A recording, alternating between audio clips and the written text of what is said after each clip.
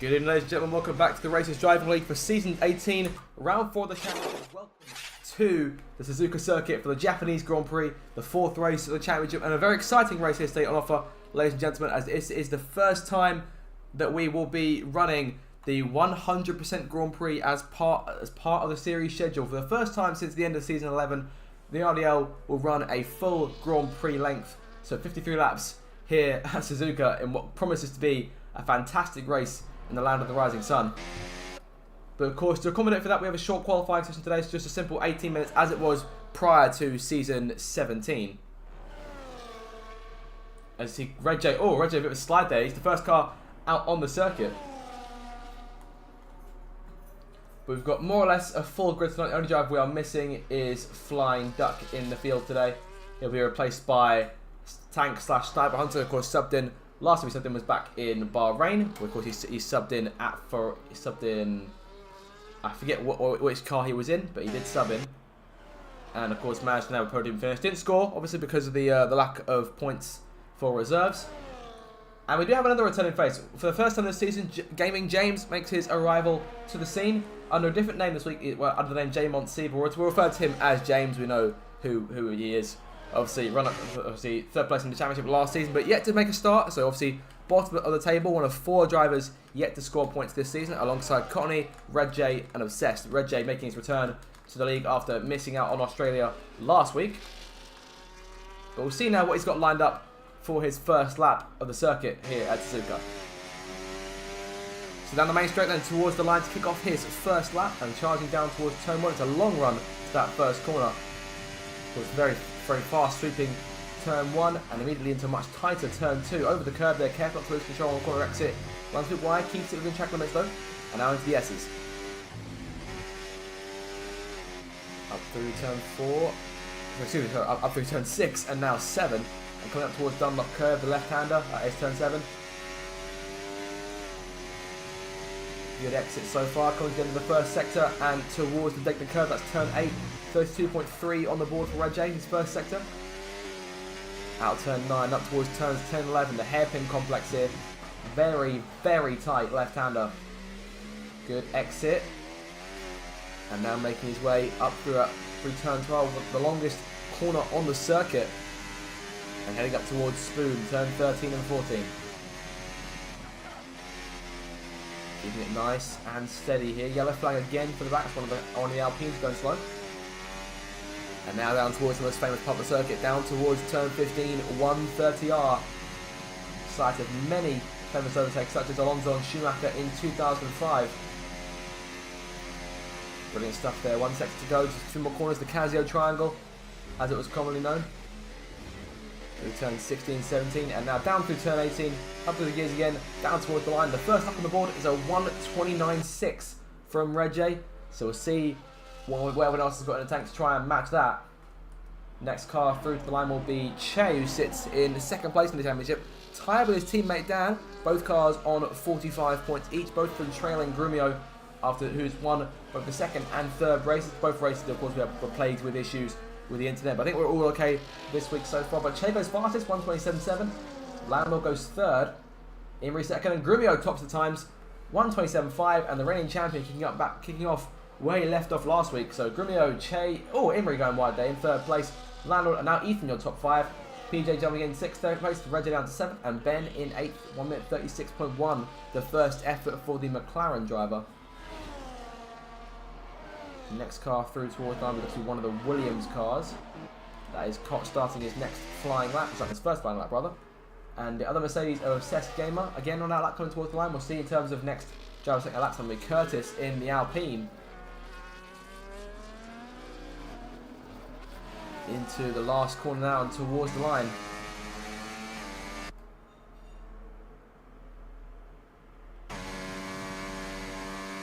And Curtis goes third place, 128 dead. Solid stuff so far.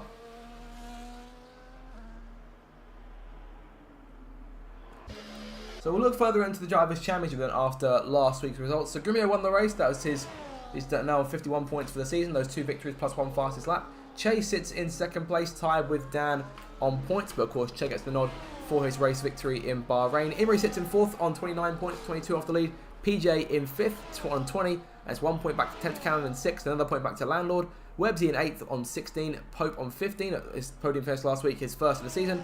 And JB sits in the top 10 on 14 points, and it's Cott, Ben, Curtis, Duck, Alvar and Ethan, your point scorers. Courtney Goblin, Red J, Obsessed Gamer and Gaming James, all yet to score this season. 11 drivers having now set lap times. Tank's got his time on the board there, 1:28.3, which has been beaten by 6 drivers on the board. Someone just crossed the line. That's Pope who's gone P3 in the Haas, 1:27.7. So things looking very close, but of course no points on offer for qualifying. The big one is going to be who's got the speed over the course of the race. Now, of course, first 100% race in terms of RDL for almost everyone in this field. And we'll see just who's got the pace and who. Oh, Tank goes for a bit of a slide there. Of course, Gaming James, the defending winner of this race, having won it last season as the second of his 3 opening victories of the campaign. Of course, very narrowly took that race victory in the end. To my memory, after a very late scrap with Grumio in the closing stage, he managed to hold him off and win the race. But hopefully we're in for yet another exciting affair this time round, of course, extended to be a bit longer. So perhaps we might not get a dash to the checker flag as we've seen in recent seasons around Suzuka, but we may get slightly more action across more of a distance over the course of tonight. And it should be very enjoyable for all. 10 minutes to go, so plenty of time for those lap times to still change.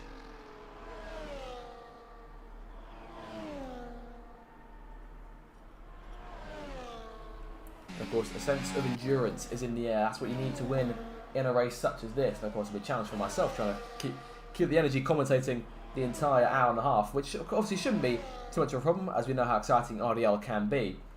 Cott's in second place there. He's not too far off of Grumio's time. Of course, this was the track that Cott made his debut several seasons ago in this league. I think back in season 15, if I remember correctly. He came through to win this race on debut. Of course, won a number of races when Japan was held in the late stage of the campaign, back on F1 23. But of course, no longer the case.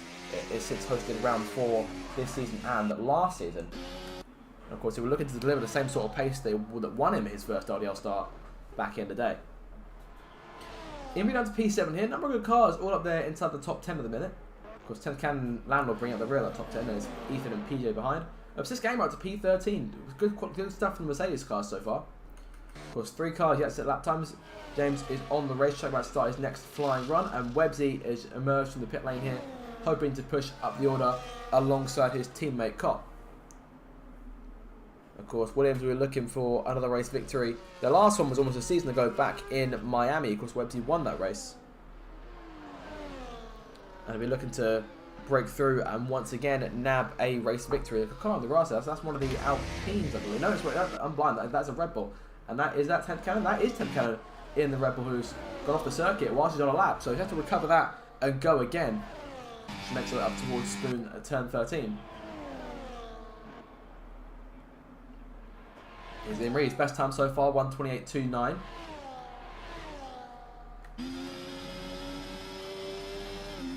And going in towards the end of the first sector, improved by a quarter of a second. So a solid start to the lap. That will put him, as it stands, a projected time will put him perhaps above Curtis if he can get like another 10th more. And that movement into 5th place, a bit closer to his competitors.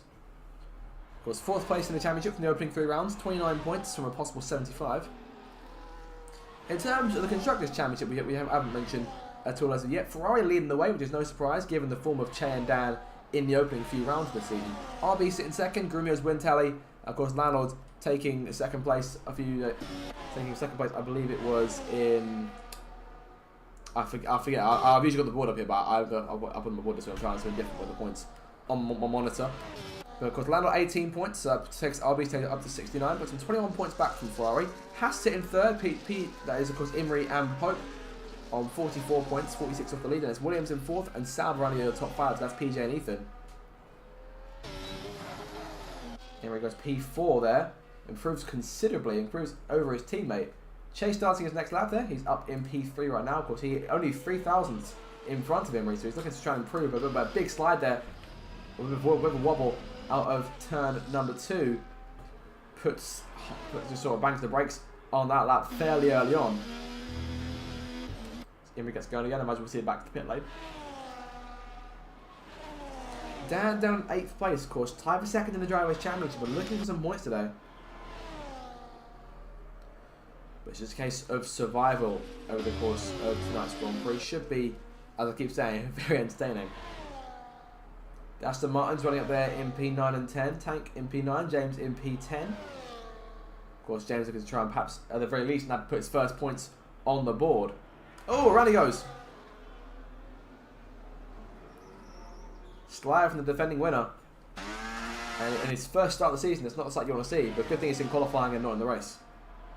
We'll continue on. One of the Ferraris coming through. I believe that will be Dan. Yes, it is. Dan is a 10th up in Sector 1. He's a quarter of a second up in Sector 2. Looking to perhaps move in front of Curtis there for P6.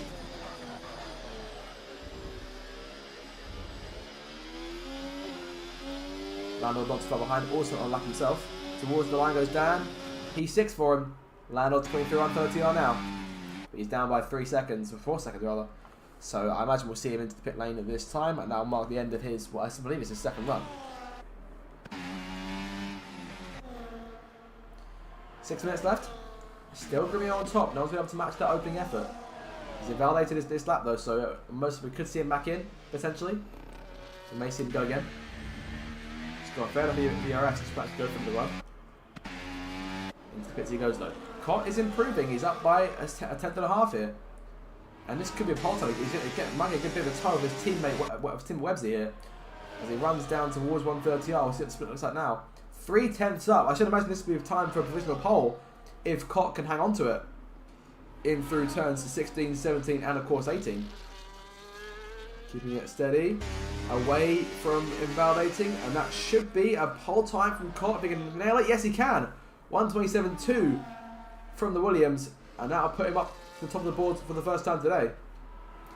And Grumio now knows he wants pole position back, he has to come back out and beat that time himself. Dan, I assume we'll see him this time. Majority of cars in the pit lane now. JB there, P14. His best time is 1:28.6. That's how close the pack is at the minute. The entire pack separated by just 2 seconds. Connie got with the one drive yet set a lap. Could be a concern for Red Bulls to go into the last few minutes of the session.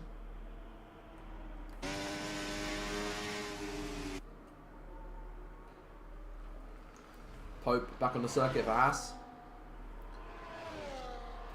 Of course, at this point last season, he was coming into this race with no points scored and coming off the back of a Q1 disappearance in Australia. But this time around, he comes into the race having finished on the podium in the last round and got his first points of the season. So perhaps a bit more confidence we could see from the Haas team today.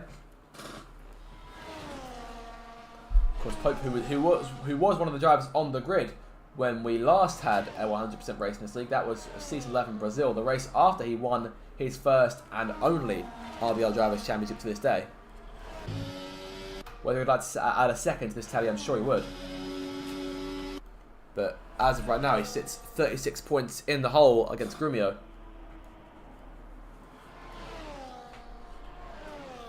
One of the Mercedes cars, of course, one of Pope's former machines coming through behind. That will be Red J.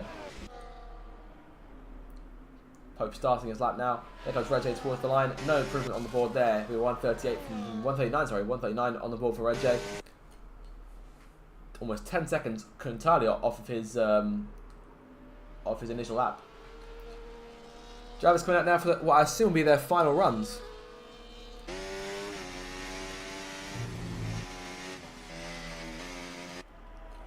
Three minutes left. FCS Gamer is 7/10 down in the first sector. At the end of sector 2, we'll see whereabouts he emerges. And up towards the split. 1.5 down.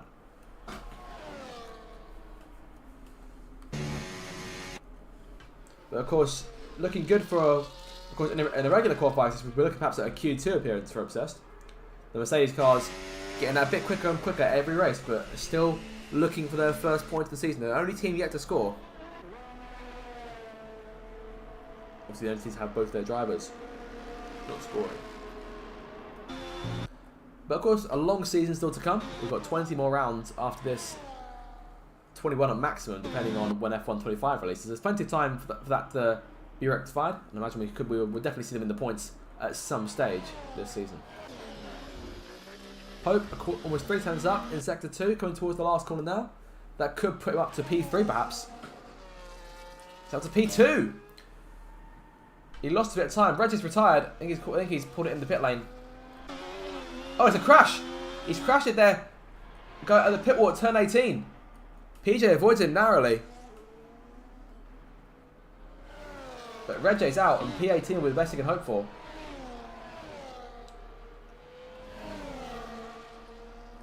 Caught on and out that. Pope back is obviously back on the circuit. Grimmer's back on the track. Che on the track. Imrie was a 10.5 up in the first sector. Going into the exit of Spoon now. Let's see what he's got for this second split.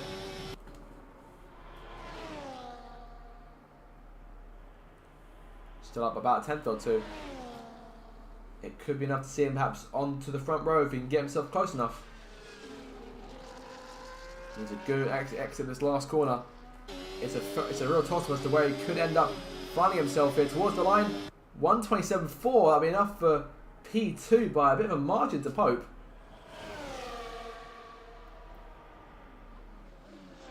Here comes Grimmy, the champion, about to start his final lap.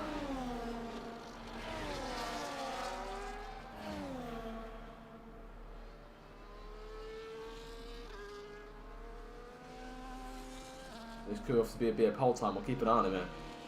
Both Ferraris across the line. Everyone are looking at their final laps here. We've got Haskell going slowly. That'd be Pope. And we're obviously into the final minute now of qualifying. 30 seconds to go. And we'll see that checker flag falling in a matter of moments. Grimmier's first sector. It's down by 600. So he's going to need a big gain. Because he needs to gain about 3 or 4 tenths in order to stand a chance. Both Ferraris coming behind him. Che and then Dan. Waiting on that checker flag. Pope heading back towards the pit lane here to end off qualifying. There's the checker flag. First car to come through will be Imrie, who is not on a lap. We'll have to move out of the way for the Alpine behind him. I think that's the Alpine behind him.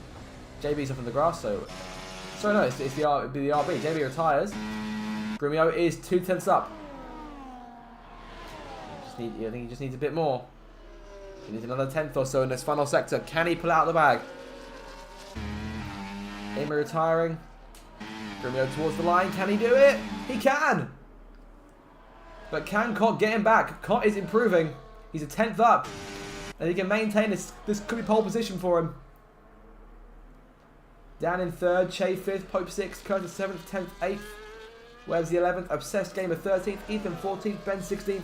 Courtney Goblin P20. Cott towards the line. Just misses out. He improves but lost a bit of time in that final sector. And it is Grumio who will take pole. Here comes James into the last corner here to cap off the session. PJ coming in behind him. James into P8. And PJ to P14.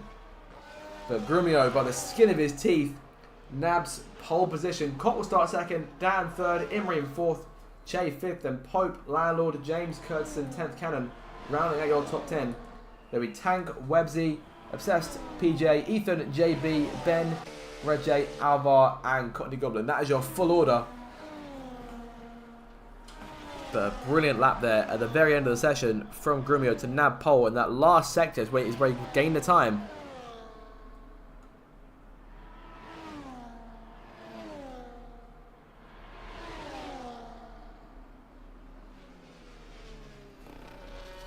Fantastic end to qualifying, and if that's anything to go by at all, we should be in for an absolutely brilliant 53 laps of racing. Get Grimmy over the line then, and he will take pole. We'll be back in just a minute for the start. Next.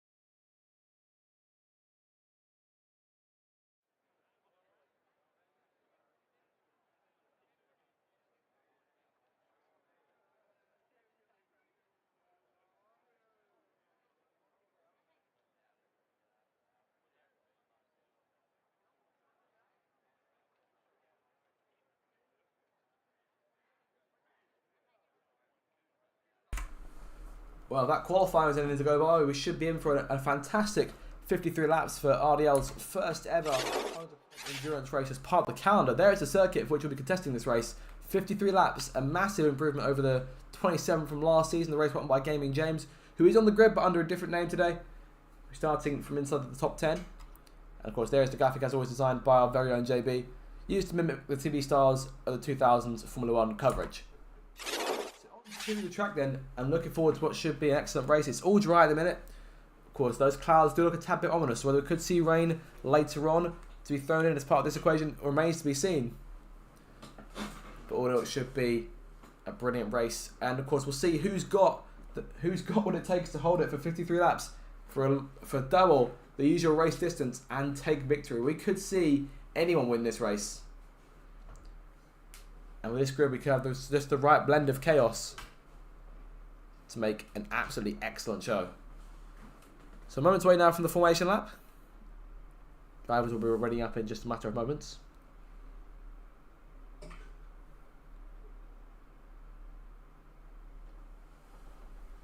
Of course, we're able to have a look at the starting tyres, and we'll see everyone line up on the grid and go for the start of the race.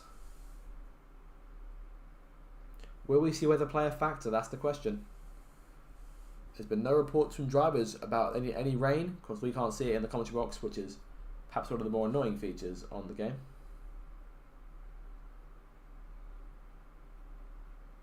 But seconds away now from getting this thing underway.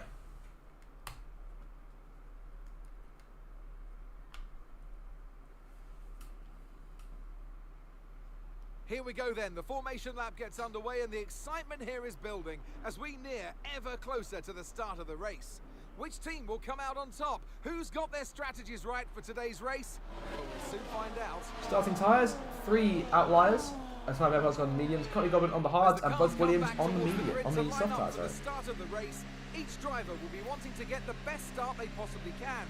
And they'll be hoping to finish today's race on the podium, failing that, within the points.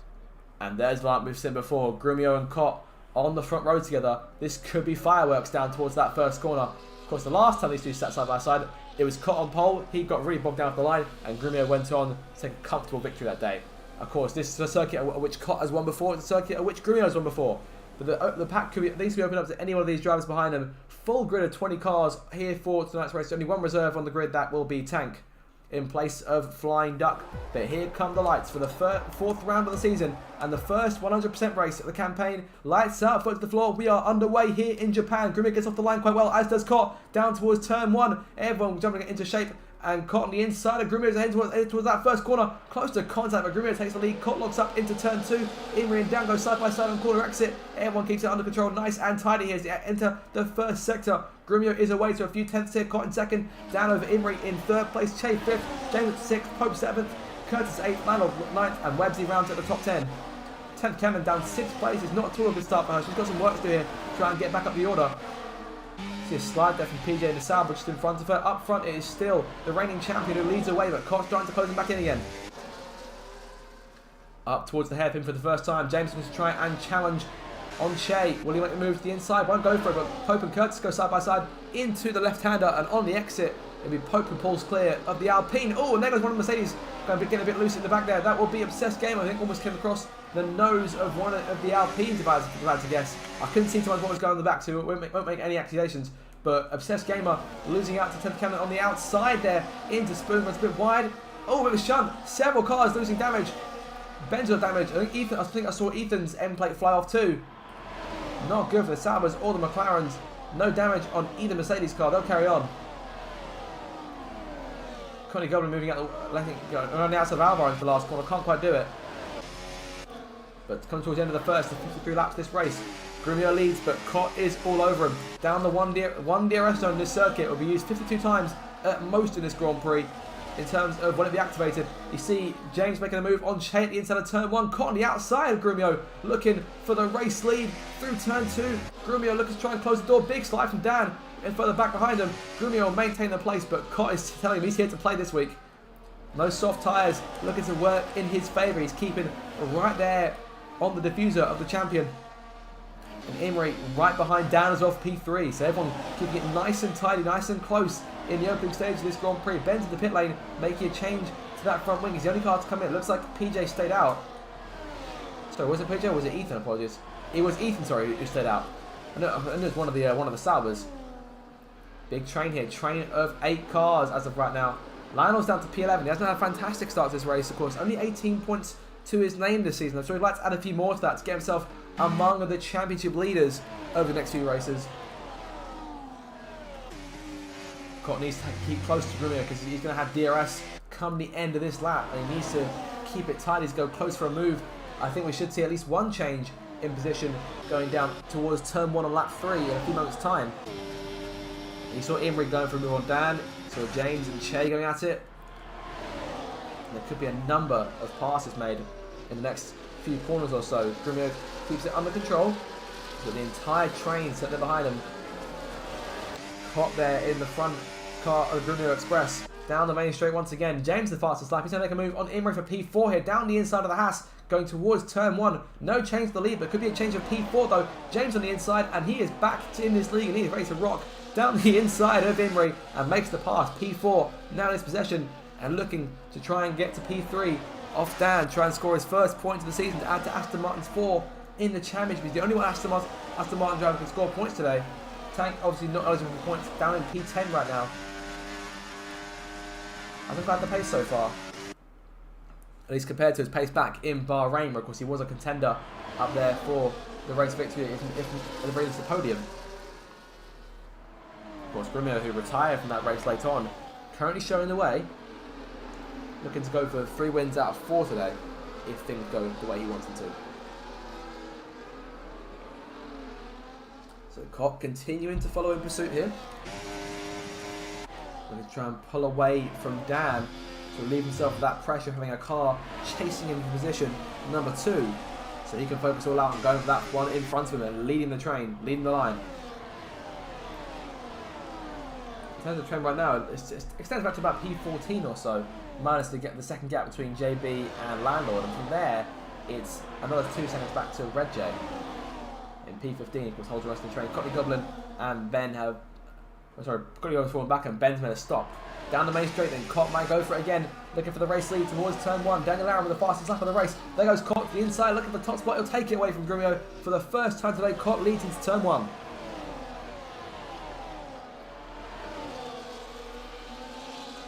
PJ making the pass on JB into that first corner, so move the Sauber car into P12, 2 places out from the points, but 1.8 seconds behind that of Landlord. So the can still 14th. Rezo making a pass on his teammate for P15. Ethan, Alvar, Courtney Goblin and Ben all there in the bottom of the order. Ben banking on a safety car sometimes gets us back towards the rest of the pack. But Cott on those soft tyres, does he now try and extend this advantage? Because his first stint could be crucial in this race. James sat there behind Dan, waiting to make that move. He sat back there for almost 2 laps. Grumio continuing to follow in the wake of a new race leader, the first one he's been following all day. He's very close to the back of the Williams, even without DRS. The car going quite high on battery at the minute, but no use of overtaking either car. A really good run.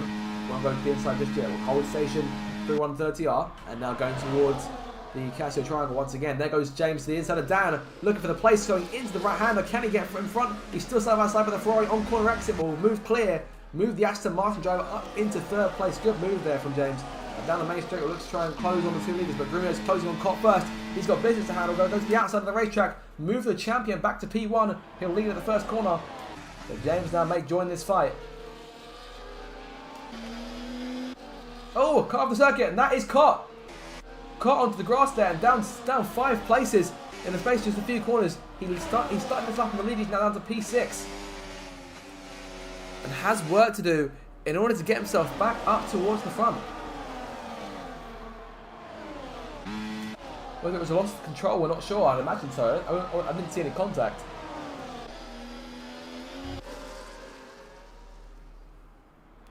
It's the most life from Tank there, who's fighting Cott's teammate Websy just behind these guys. And Lando looking to try and get a roll. They're on the outside at turn 10. Excuse me, sorry, this is turn 11. I keep calling it turn 10. Regardless, it is the hairpin, as it is often known. PJ about a second and a half behind this fight. They're starting to close in the more they tango with each other here. So are in the top 8 over the bar. Keep an eye on Curtis here. He's done a fantastic job so far. Just 6 points just over in the standings. We'll get another 4, I think, see how they are. But Grimmett in control, and James in second here. Perhaps going for the lead. He was the car behind at the detection point, so he'll get the DRS regardless of what happens out of this corner.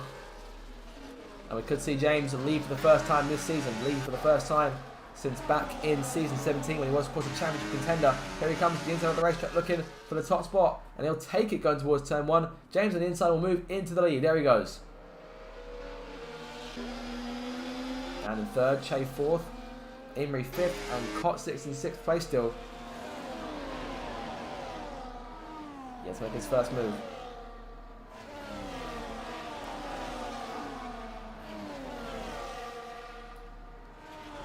6 laps into this thing. A lot of racing still to be done. Pope making the pass on Cott here for P6.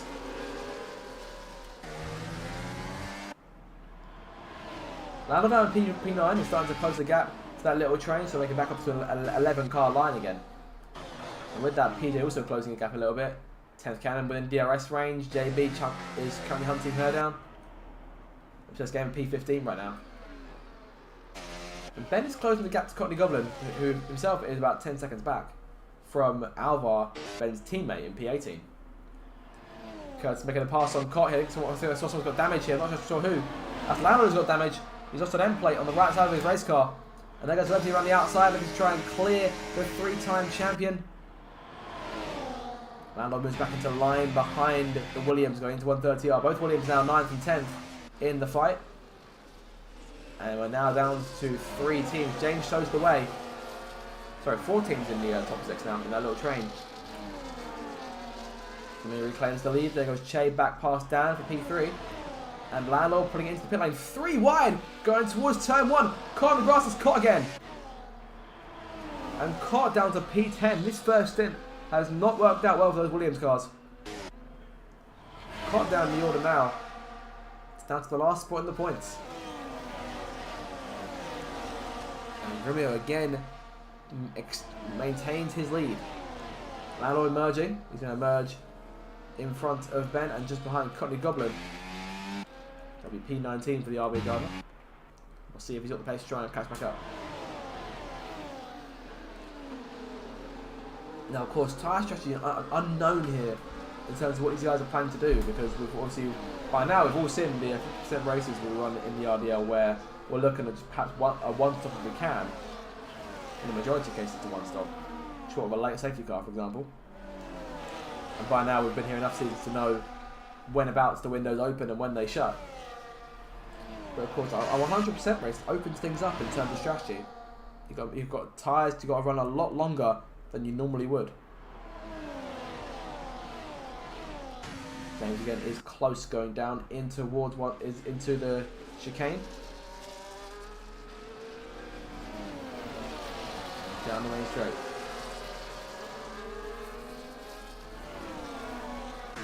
Down border and try to reclaim top spot. Can't do it for now. Got Che right behind him. Curtis passing tank here. Webb's in the inside of the tank too. Still Martin from half a car because he gets nudged onto the grass a bit there. PJ now 10th. Cott falling outside of the points.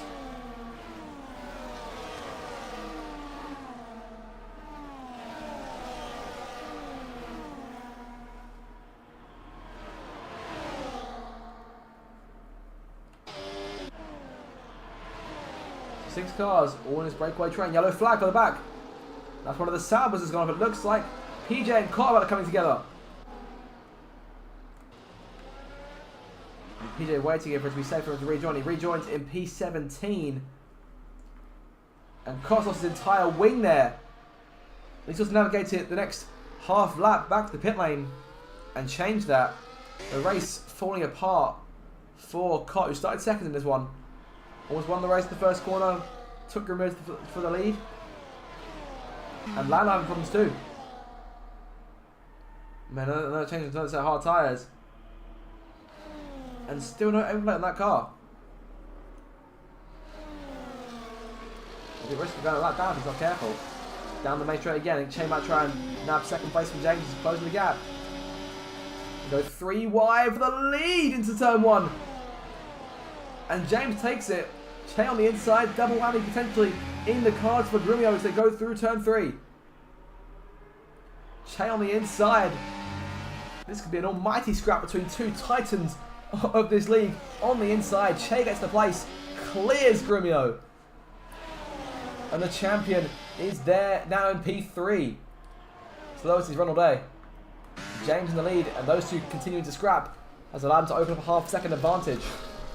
Imrie and Pope sitting behind this train, just wondering, can they join the action? So they're keeping pace, but Imrie doesn't get involved just yet. But those two Ferraris are, of course, the Constructors' Championship leaders, and they are racy today. As we near the first fifth or so of this race coming to its conclusion, it is James in the lead, followed by Che, then Grumio. Landon again staying out.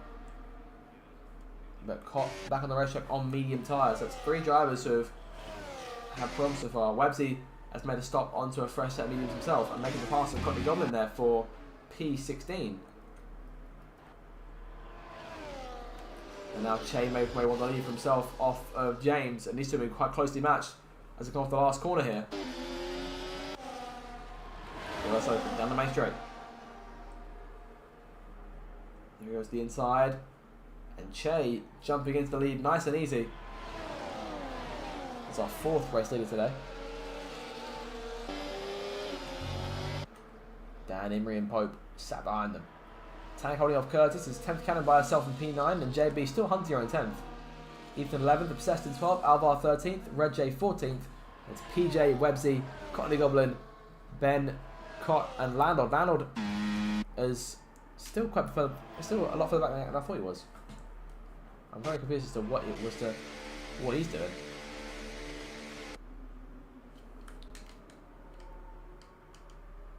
He's only just made 2 stops in this Grand Prix. 16 cars are yet to make their first stops. Webb's into the pit lane, front wing change, onto a set of hard tyres, and he's away.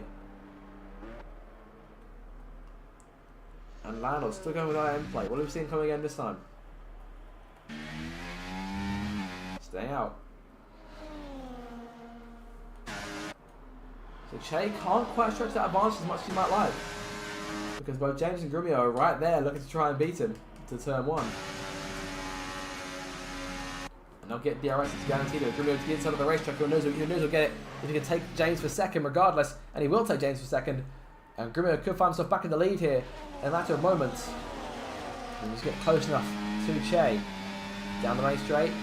Che trying to break the toe. Grumio following in his wake and up towards turn 1. Won't pull to the inside, not close enough just yet, but keep an eye out because he's right there. And you really can't afford to give him anything in terms of making moves and positions. We're on lap 11 now, this 53 lap race. Long way to go. But these 6 cars have been the ones that have been fantastic and dominant so far. In terms of the biggest gainer in this so far, that has been JB, who started back in 16th. He's now to P9. So in the points paying place for the first time today, has managed to get around 10th cannon. The driver who's obviously dropped the most has been Cott, who's down 15 places from his original starting spot. Lando down P13. Webbsy down 7 right now. But I think he's made a routine stop, so I'm not too sure what the game plan is there. He's made 2 stops in this race. JB gets the first time penalty of the night for multiple warnings. 3 seconds to his name.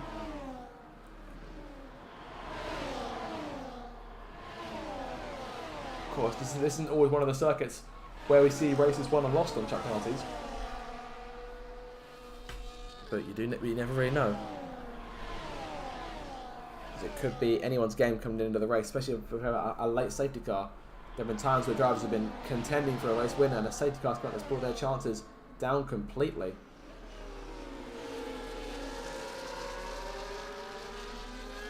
We'll just see what happens here. And down the main straight, it looks like Grumio's going to come back at Che. Down towards turn 1 once more. Grumio around the outside this time and takes the lead. The pack's gone a bit here. James is falling away from the train. No damage to that Aston Martin, so he's all okay there, but there's a mistake on their best. Apologies for that. There's your tyres. Top 15 all on the mediums they started the race on. Got Goldman started on the hards. So she should come to the line to complete her 11th lap on those tyres. Cott, Ben, Websy and Landlord having all made stops, as we said earlier.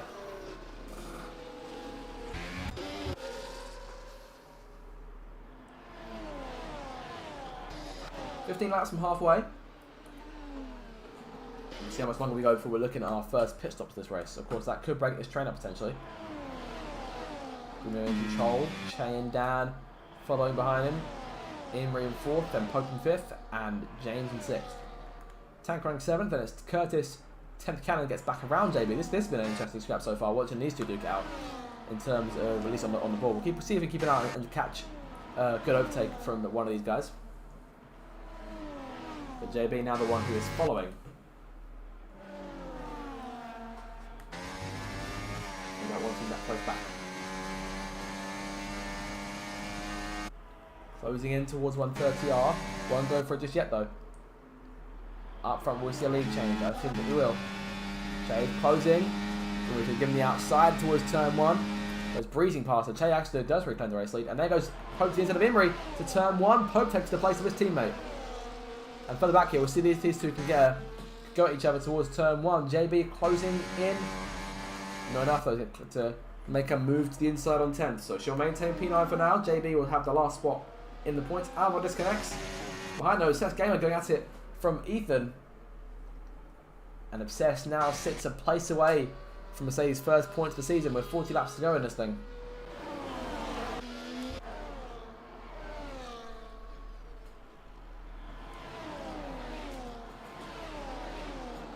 Locking up there in the chase of Che. The Ferrari sandwiches the stands. And Dan will be looking to try and get around him. And make it a Ferrari 1-2. Let's look to add to that lead as it stands. Fixing to add to that advantage, and right now they'll be doing just that. With Landlord obviously out the points, and a big game from being first and third in the order. Ferrari should expand their lead by around 20 points or so. This could be big potential for them. Grumio is looking to try and get back around Che for the lead. I thought for a second Che's going to dive in the pit lane there, but nothing yet. Coming down the main straight, this one is right there alongside Che and gets in front once again. Let's look further back here, see what else was going on down in the order. We'll see if we can catch any interesting battles going on further back. Everyone else is quite split up in a minute. The closest duel being between Alvar and PJ. We'll see if we can get these two. I feel much like David Attenborough, sort of scoping out these battles in the wild.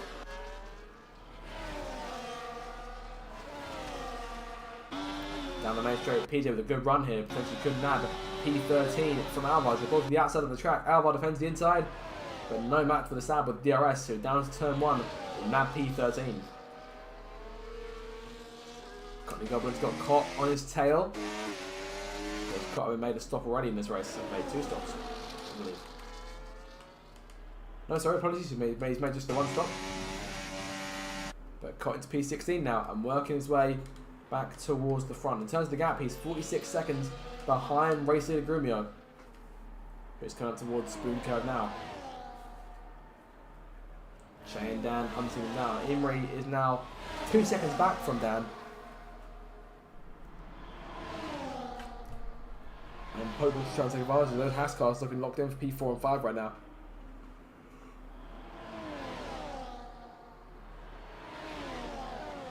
Of course, James is there behind him, so don't hang like this yet. They can still try and get back in the top 5.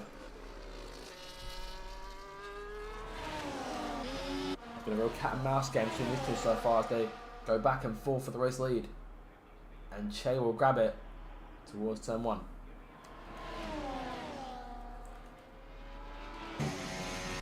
Obsessed. 9 seconds back from JB. The last point to play in place is Robert's got a mirror full of Ethan in the Sauber there. We could see a potential place change once again. Sauber's making moves. Ben gets penalty for multiple warnings there. Hasn't been a brilliant race from so far. Ethan closing, but not enough. So Obsessed to maintain P11 for now.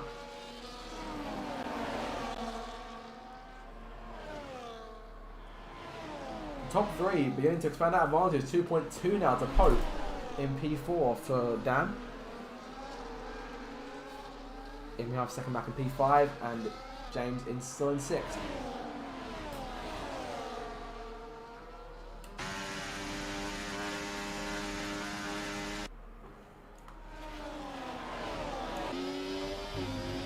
Jay is there. Holding the lead, but Junio right there with him.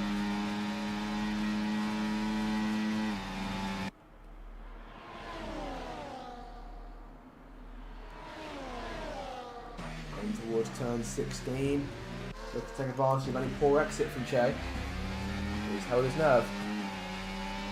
And the last corner, Che's got a better drive off, but Grimmy will have DRS to his advantage too. And you've seen this story before.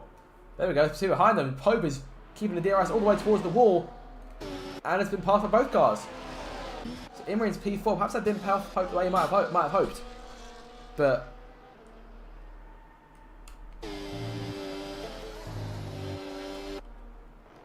Imri's once again back in P4. Obsessed now has both Saubers on his tail as they run towards turn 1. We're on lap 16 of this race. Late move from Ethan. He's there though. Obsessed on the outside. Can he hold it through turn 2? He can hold it for the minute. And yes, he does clear. Or stay clear of the Sauber for now. How long can PJ afford to be stuck back there behind his teammate and behind that Mercedes who could be holding up his race potentially? And what will Sauber do? Will they keep the drivers as they are? Or could we see them swap places perhaps?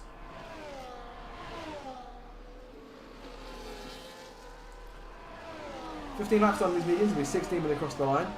And in terms of that first pit stop of the race, I imagine we're getting closer and closer to that stage now.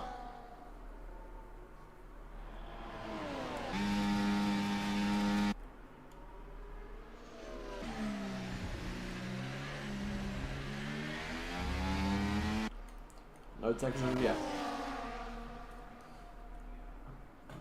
Che coming back at Grumio here. This time goes to the inside of the racetrack. Makes the pass stick, and behind them it is James to the inside of Imri. And James back in P4 now in front of both Aston Martins. In front of both Haas cars. He's on the Aston Martin. Tank's still P7, but it's got Curtis gunning him down from P8. 5 seconds back to 10th. It's now got JB comfortably in the mirrors, about a second back. And Obsessed once again have to endure another round of these two out in the Saubers, but here goes PJ around Ethan.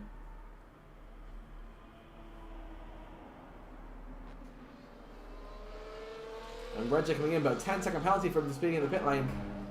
And that could be a big damper to his race here. Medium tyres going on either way. But a big penalty there.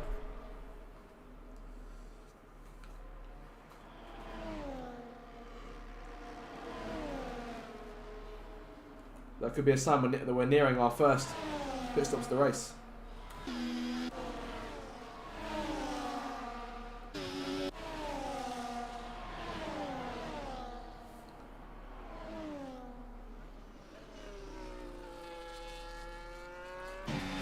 It's close towards 130R. And then going to the inside, won't do it. Sorry, out of 130R, going into Casio chicane again.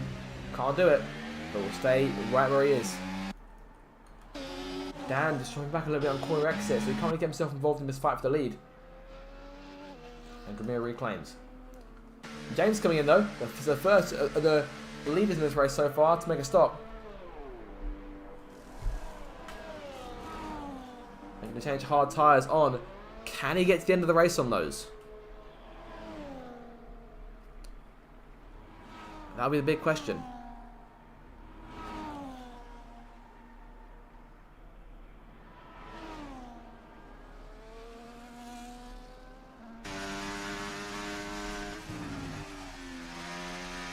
So he emerges in P10 in this race. We'll see as to when these top three will look at their first stops.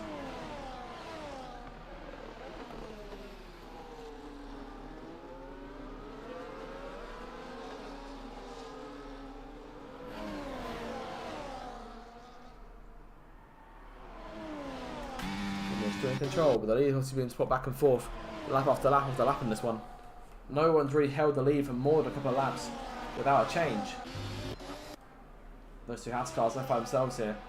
There is the train was leading the way, and here are the two Haas by themselves. 3.5 seconds back from Dan in P3, and about 4 seconds off the lead now. Che is close. We've only seen passes of the lead so far on the main straight. We haven't yet seen a pass outside that part of the circuit. Now will the Haas cars maintain position? Nope, Imri's in. So Imri makes the first stop of the race, and Che reclaims the lead. Any more takers? 10th stays out. Imri coming in. Hard tuz going on.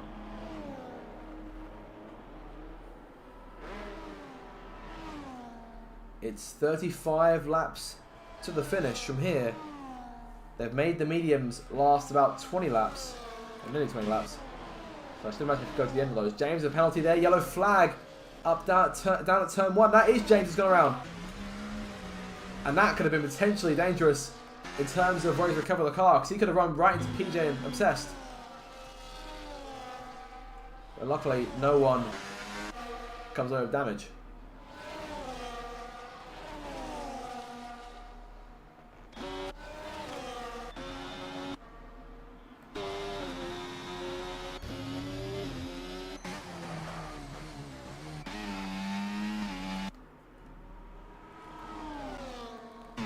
Close. Thought we'd go for a move for a second, then to 130R. Go better a bit. Want to make a move into turn 16.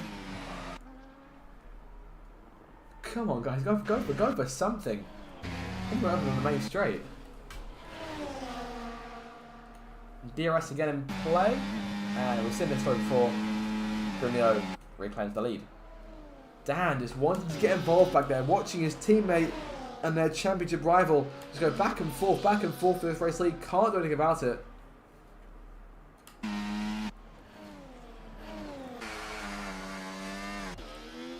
So JB in P8 there. Imri returns to the racetrack in P9 on those hard tyres. He's on lap on it now.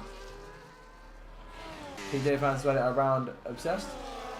He's been dropping back on the back a fair bit. Of course, James separating those cars now. Alvar P14, Cop P15 on those mediums. Conley P16 being challenged by Ben. Him taps going down the main straight, and Reggie not behind him either. Then Websy and then Landlord still out there running in dead last as of right now.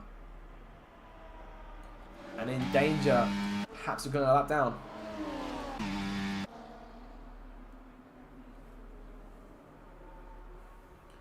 And still running with that lack of end plate on the car.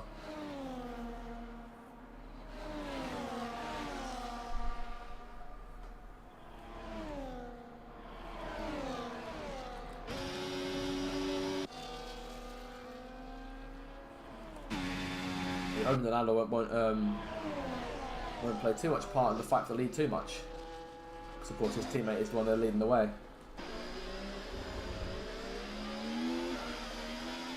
In comes Grumio. So both Ferraris stay out then. They go 1-2 for the first time in this race. Grumio pits on lap 21. And I'm thinking we could be still doing one stop in this race. Yellow flag, and that is Obsessed who's gone around. Off in the gravel trap.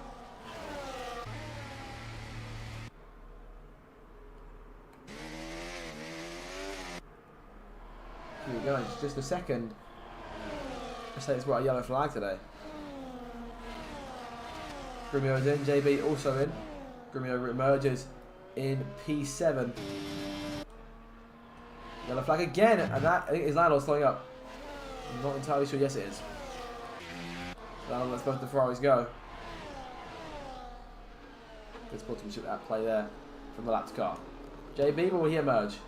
Comes out in P14, do P15 no, off Obsessed? Yes, it is P15. Move the Mercedes back into P14 once again.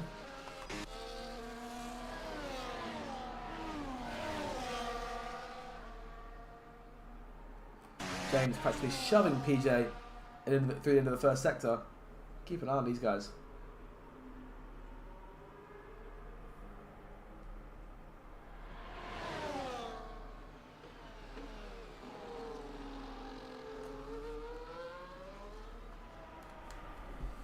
Now we'll see either one of the Ferraris take this time. Yes, Che comes in. And I presume it's to mean Dan will stay one more lap. Stop himself. But we'll see where Che emerges compared to Grumio, who's coming through the last couple of corners now. Where is Che? Che is out of his pit box to head for the exit. Yellow flag.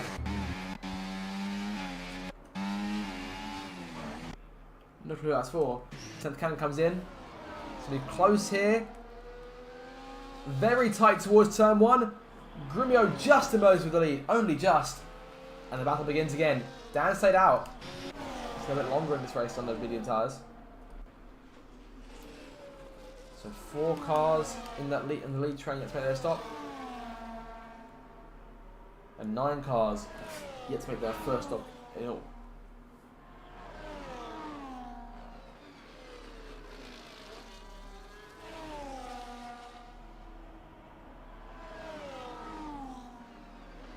PJ in the pit lane here. And just made it stop.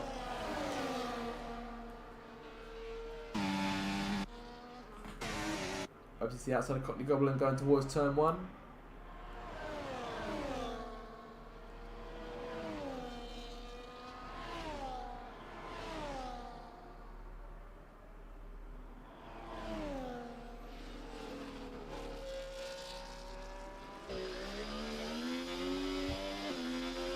Down now. The last car, those lead 3 making a stop, and Pope will now take over the lead.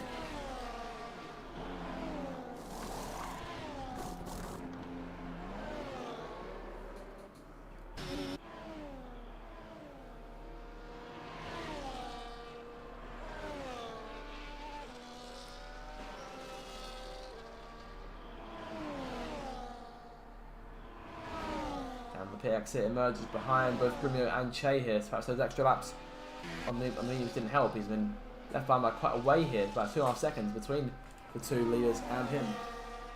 And that will leave Che and Grumio to go toe to toe to lead themselves.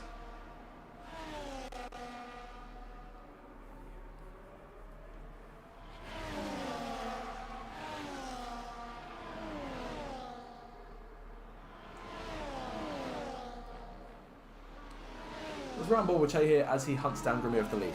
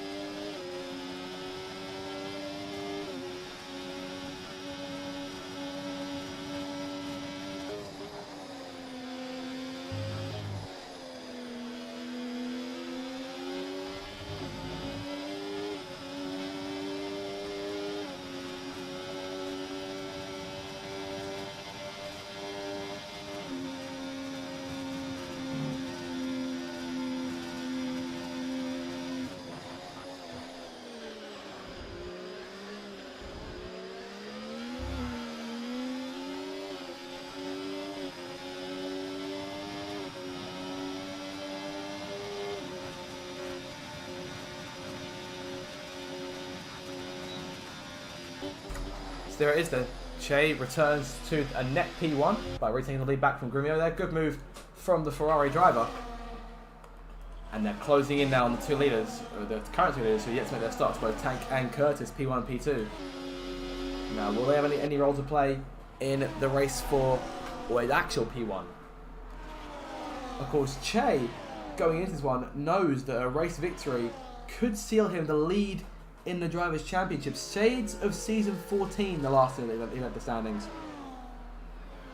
And that was, again, a title fight against Grumio, and it looks like here, 2 years later, we're looking at what could potentially be the same thing. Of course, that was a showdown that went on throughout 2023 on F1 22. Che and Grumio, that title fight very iconic in the history of the RDL, at least in terms of the time I've been commentating in this league. So could we see these two fantastic drivers go at it again for the RDL title? Of course, it was Grimmer who won out, and that was his 6th championship. Won his 7th in season 16, and his 8th last time around in season 17. There goes Grimmer again for the lead, and they're closing now. Both cars, I think, both cars this time, next time around, will have DRS, provided that either one of Curtis or Tanker in front of them. Dan struggling to close that gap right now. Imri separates himself from teammate Pope. James is in P8, Cotton P9, back in the points, and Ethan coming in now for his first stop of the race. He's got almost to the halfway stage on those medium tyres, which is definitely something to be applauded. But he's going to set hard to the end here. I imagine we'll probably see the majority of drivers go for just the one stop. Tank and Curtis going as long as they can on these mediums and then making their stops, I imagine.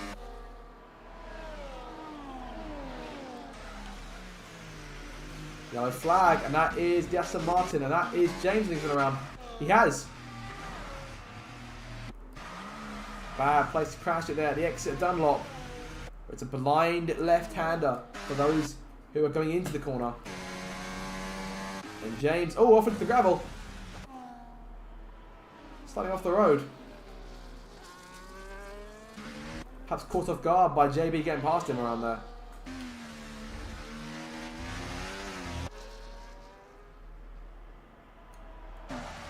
And moving in to let PJ go.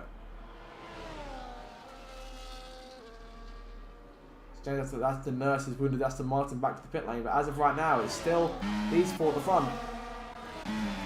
Romeo might try and split the pair here, going through the needle, through the middle for the race lead.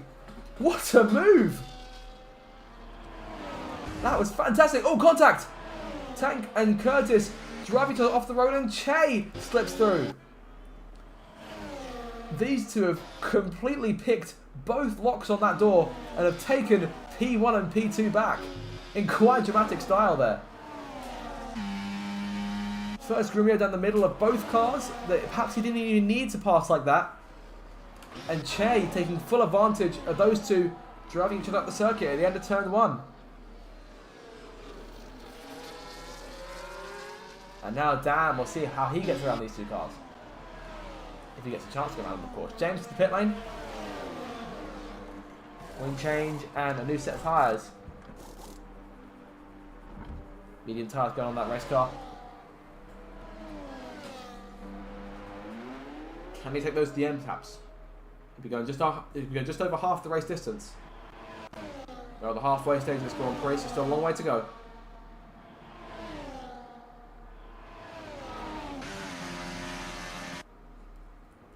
Shane Grumio gonna go down to the inside of Curtis into 130. Very tight between them. He's taken, Curtis is going to take tank 2. Around the outside, when the outbreak, the Aston Martin going into turn 16 on the exit, pulling in front. Good move there from Dan. And Curtis finally calls it quits. Enters the pit lane. Leaving Tank, the only car on the racetrack, still on his original tyres in which he started this race. How long can he go on those mediums?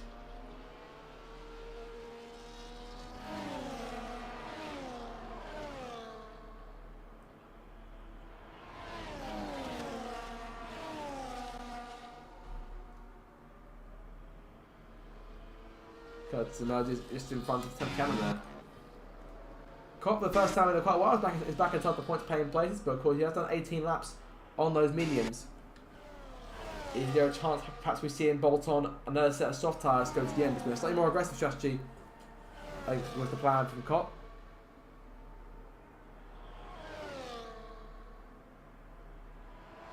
Another fantastic thing, everyone at the halfway stage is still running right now. No one out of the race, of course we've had Alvar disconnected once or twice, but aside from that.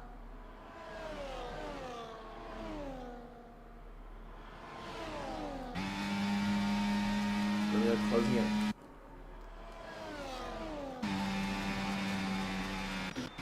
His teammate's just in front of him there. He might be looking to move into turn 16, won't do it into the triangle, but maintain his position. And Lando will have to get his skates on, otherwise he could be giving DRS to the drivers too much chasing. Che with the fastest lap. Grumio reclaimed the lead. I think at least be 1 point less that Grumio will get his hands on in terms of chase case. Yellow flag, turn 1.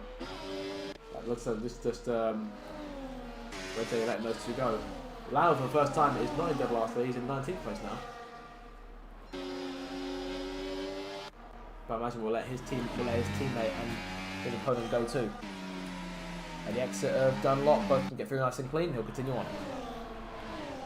Good job there under the blue flags from Landlord. Of course, a place that we only rarely see him in, if at all.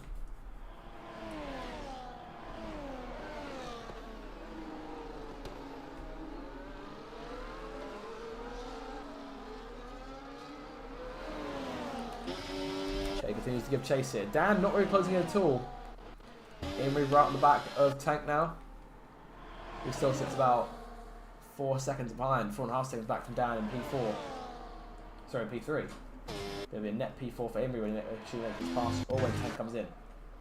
Hook by himself. Right now, good haul of points for Haas. I'm going to give up a few points to RB at this rate. Yellow flag. That's one of the McLarens has got problems of some kind. That is Ben who's gone for circuit, lost an end plate. He has to nurse it back around. A painful place to lose it in the first sector. Che lets try and come back at Grumio here.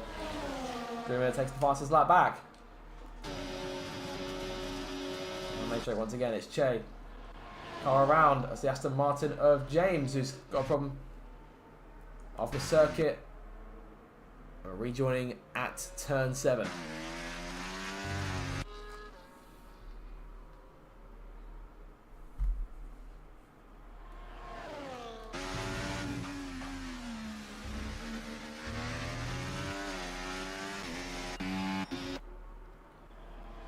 Past halfway now in this race.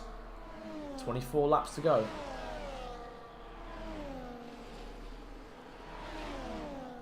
Dan still got the Mercedes of Reggie on his tail there. Imrie not closing in for the minute. That's Loudon in dead last once again.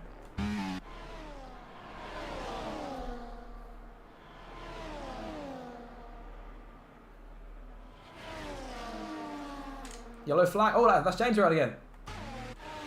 Got off, letting the leaders through. And James on his first race back, running into serious problems here. Now dead last. On the back of the field, across the circuit. That was quite dangerous there. From the Aston Martin, it almost ran completely across Imrie.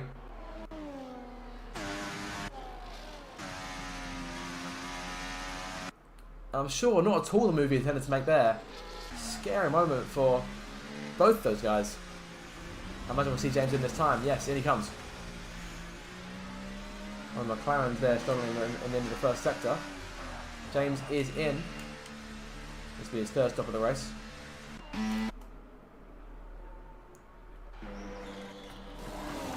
James goes another set of mediums here. See the mediums he was on earlier. And he's out. And it's game over for James then. Comes the first retiree of the race here on lap number 30. So we're down to 19 cars.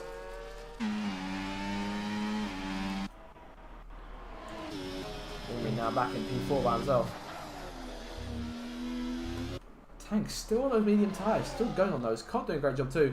Both those cars on tyres, mediums that have run over 20 laps. An unfortunate end to the race for James then.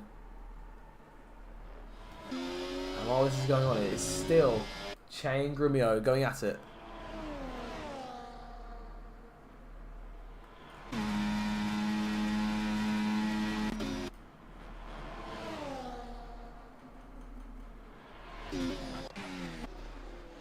Oh, Ben's out of the race. He's retired in the pit lane, I think. A second car to retire. Yes, he's in there with the McLaren team now. That makes it 2 retirees then. Che back in the lead. There's 18 cars in this Japanese Grand Prix. Dan looks to go on the outside of Courtney Goblin there.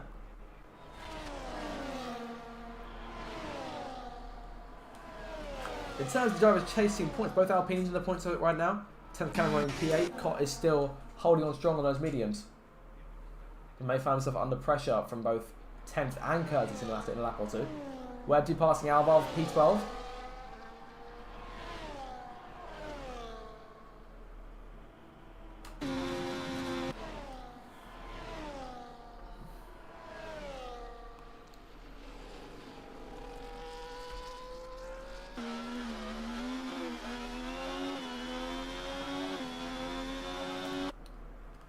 We're on to now lap 31 of this race. 22 to go. And Che looking to establish an advantage over Grumio there. He's only knows about 7/10 or so, but Grumio starting to reel him back in.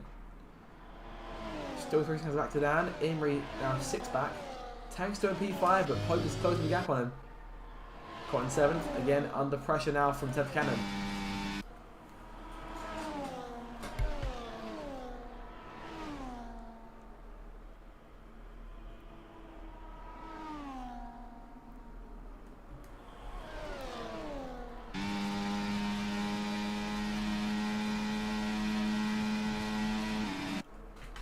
Keep an eye on this 5% position going towards turn 1 once again. As Che maintains his lead. Pope passing Tank.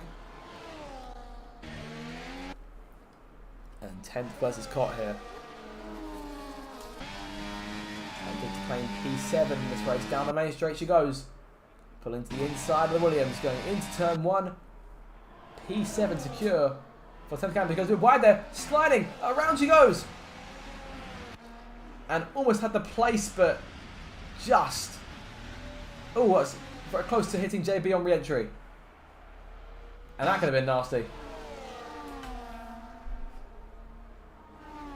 But that was very close. And she almost had it.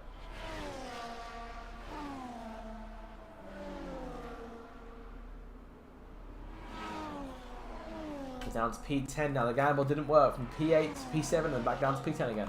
Now holding the last points playing in place. PJ Khaled going to try and close it down on tyres, and they've also done 10 laps. Che and Grumio continue to fight here. We'll keep an eye on those guys more towards the late laps of the race, because obviously they'll be trading the places. Back and forth shots going on here.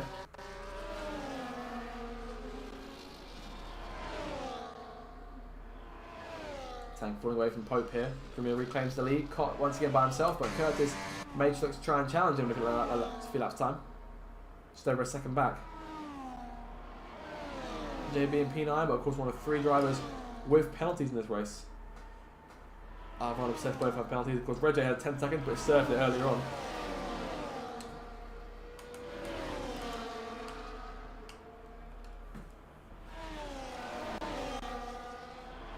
Props to these 2 drivers who have been going for 33 laps, and of that train that was leading in at the start of the race, there were only 2 that have continued on. Oh, lockups on both cars there. We may start to see perhaps some signs of fatigue from these drivers who are used to doing, in this case, just 27 laps this Grand Prix circuit, but here doing another 26 on top of that. Oh no, we're looking at that, about around 60 laps, which is obviously including the laps in qualifying. Oh, Grumio onto the grass bit there. Not sure what that was about.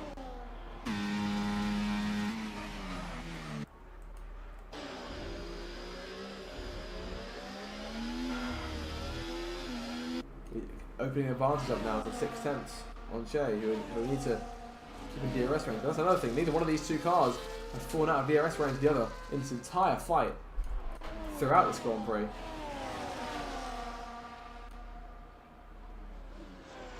So the only 2 race winners in the season, and the drivers running 1-2 in the championship, going at it for the top spot. Tank continues on those medium tyres. When will he make a stop?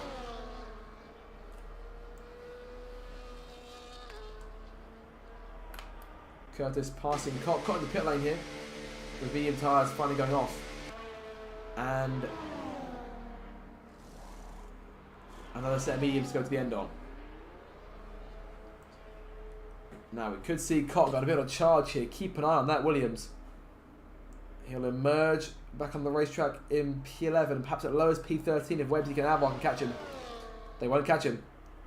So Cott gets back in the race and looking to take home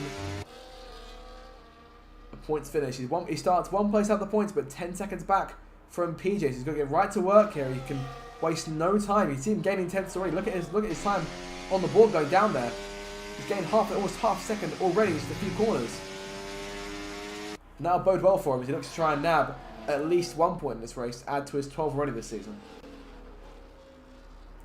PJ holds that last point, no doubt he's aware that Cott is coming.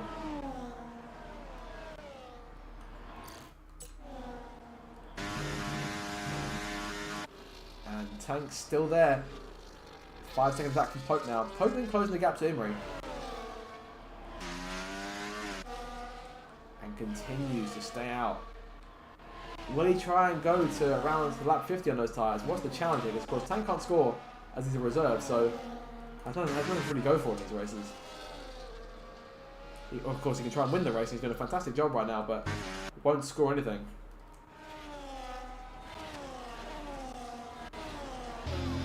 Che continues to follow Grimio. Now I belong here before we start to see the DRS game to come into play, as we get towards the final 15 laps or so in this race.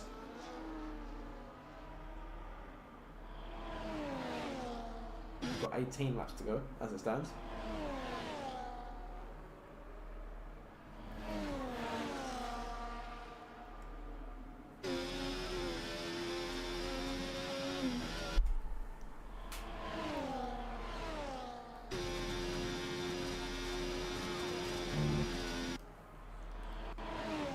Back towards turn 16 again, into the Casio Triangle. I think this race definitely gives us a sense as to who's been on to watch out for in the remainder of the endurance events this season. Lando with a penalty there. The race hasn't particularly gone to plan for him so far. Been on those hard tyres for the last 26 laps. I think more or less since he lost that end plate the first time around. But I think he's still going without the end plate. Yes, he is. P18 for him right now. Already 7th in the championship, and perhaps risks losing a place or two if the cars behind him. JB may jump in front of him potentially. He can get another place or two. 10th will increase her advantage to Landlord. Pope will jump him. Cott with a good enough finish could jump him potentially, but he'd need at least to get towards 6th place. He's now 8 seconds behind PJ, so he is closing that gap without a shadow of a doubt. But how many places will he then gain? Fastest lap, that just proves my point. There he goes, 1:30.4.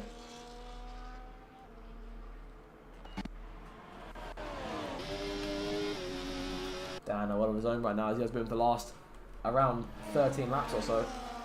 Emerged behind the two leaders in the race and the pits by quite a way. But now it's sitting there looking at a comfortable podium finish unless the two Haas cars start closing on. Speaking of Haas, Pope now within 2 seconds of his teammate.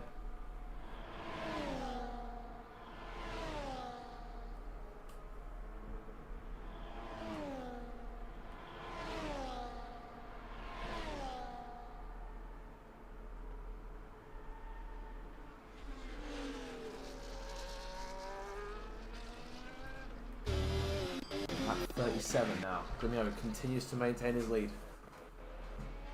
It's been a lead that neither driver has been in particular possession of over the course of this race. It's gone back and forth, back and forth.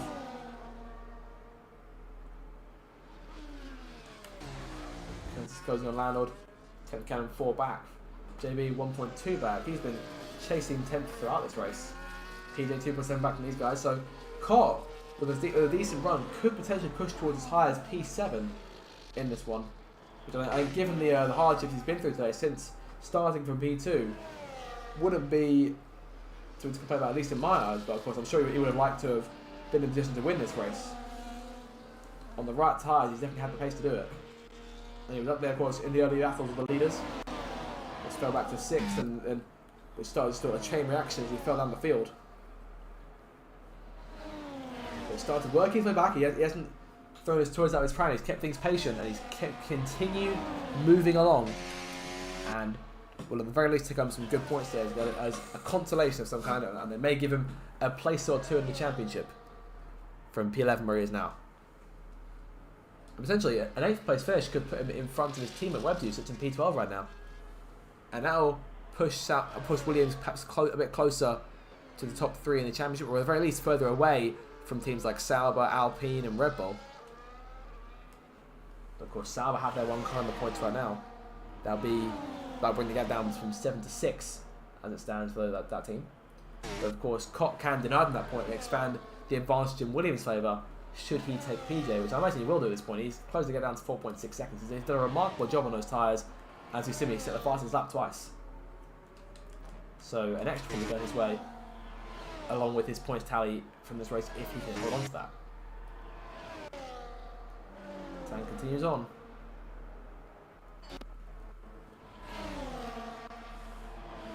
And the train continues on up front here.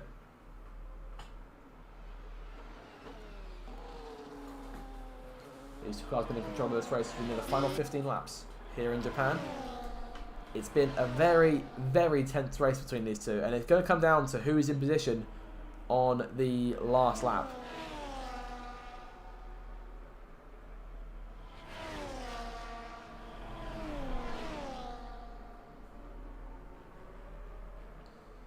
So it could all come down to who's in position with the DRS going towards turn 1. However, we've seen in the past, drivers have gone for moves at 130R, but keep in mind, these are two guys who really know how to save DRS.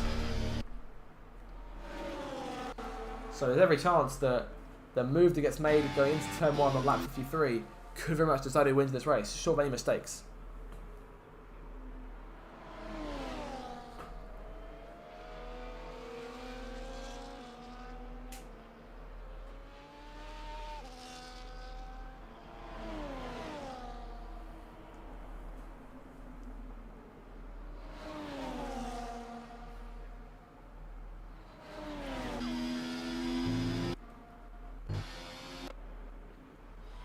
PJ now right on the tail of JB going into the last couple of corners. Cott now 3.3 behind. Will JB be able to hold off the Sauber? Closing in on the Alpine towards turn 1, getting closer to the inside of the racetrack. JB's got no chance to defend that. PJ at the inside, P9 for him. But the more these two fight, the more Cott can close in, and JB's at risk now because of course he's got that 3-second penalty, and Cott is just bringing himself within 3 seconds now. There he goes, 2.8 now the gap. So that'll knock JB outside of the points.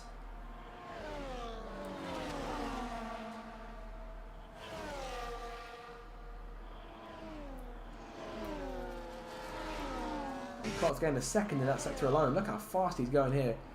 32.7 his first sector, the fastest lap, belongs to him still. It's a 1:29.8. For context, the second fastest time on the board is a 1:30.8. He's a full second faster than Che's best lap, and 1.4 faster than Race Leader Grumio's best efforts. There is the entire gap to the leaders right now. Dan's fallen back to 5.5 back from Grumio. It's 5 seconds back from Che, who's obviously in turn half second behind the RB. We're on to lap 40 of this thing. And Pope making the pass in Imri at turn 1.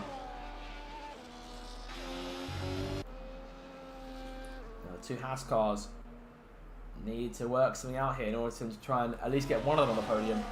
Is Pope the faster car here? His tyres 5 laps fresher than Imri's. And crucially, a lap fresher than Dan's. As he extends his advantage already. And the right route there. Lando's out. Lando in the pit lane. Race over for him. And the 3-time champion finds the end of this Japanese Grand Prix. The RB team servicing him there, send him back out to pull the car over. But Websy's in. 30 laps on those hard tyres, and 70 into the end. That'll move Ethan to P13, if this game into P14. We're down to just 17 cars in this race, and Grumio's points will be the only ones for RB today, which should mean that Ferrari expand their advantage in the championship. 33 points to go. It stands going for us. My yellow flag. And that is Cottage going around. And I think he may have just caught the cars around him. And perhaps kind of coming together with them. And thankfully for himself, no damage on that Williams. He continues on. PJ now in P9. JB is second back in P10. Emery back around Popey. These two are going to start fighting for positions. But the more they fight, that means that Dan will end up just walking away with the podium finish. But he's closing that gap down on the leaders now. That gap was 5 seconds. It's down to 4.7 at this stage. And we've still got another 12 laps to decide this thing. Yellow flag, and that is that's Red J off the circuit. Off the circuit at turn 5.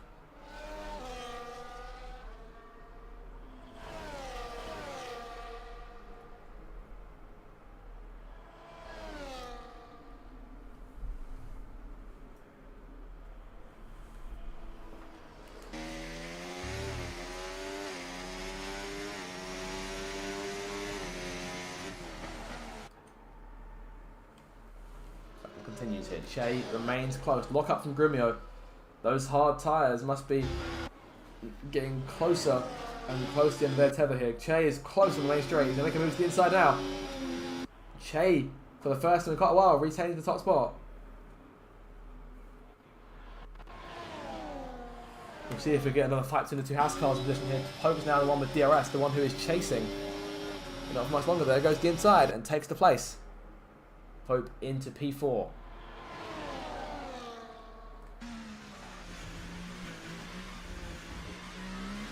Tank continuing on this same set of tyres since the start.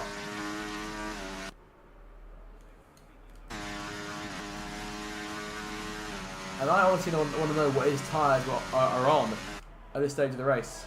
Because he can't be much further from puncture territory at this point.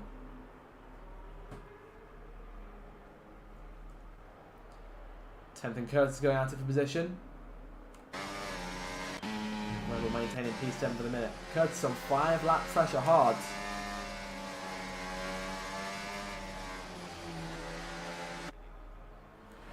PJ on his own right now. JB is second half back, but Cott is closing in too.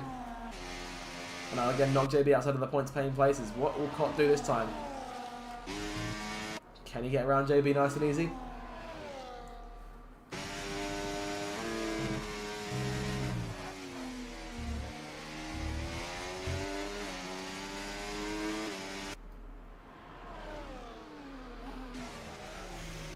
The lock up. But he's in DRS range. Gamir reclaims the lead. We're on lap 43 now of this race. Nearing the last 10 laps.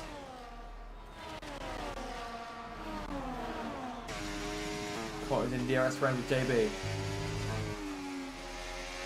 Just needs to go for it. In a decent place. Emery passing Pope P4. The two house cars continue to duel up front.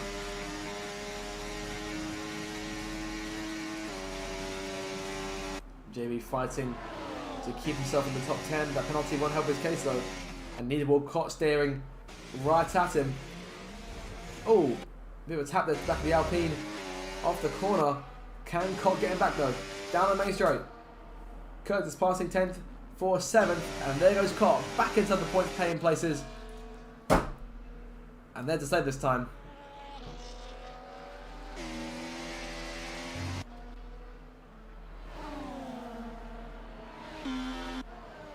And now, PJ sits there as Cott's next target. 4 seconds up to 10th Cannon, who is dueling Curtis. It could be, as high as P7 for Cott, but he's got a lot of work to do in these last 10 laps. Up front, the two leaders coming towards the line once again. A 10.5 separating them. Make that a quarter of a second. 10 more tours to settle this Japanese Grand Prix, any one of these two drivers' races. A safety car could change the equation entirely and give us a real sprint to the finish, with everyone, I imagine, going for fresh softs. And that would be a saying end to the day.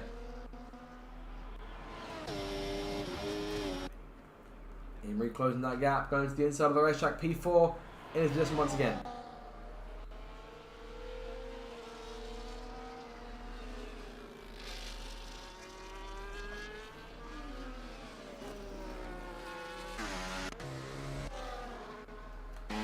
coming away a bit here from Curtis.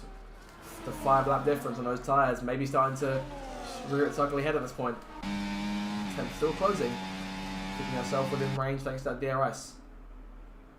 And Cott right behind PJ now. JB watching this in front of him. As we'll see Cott make the move on this lap.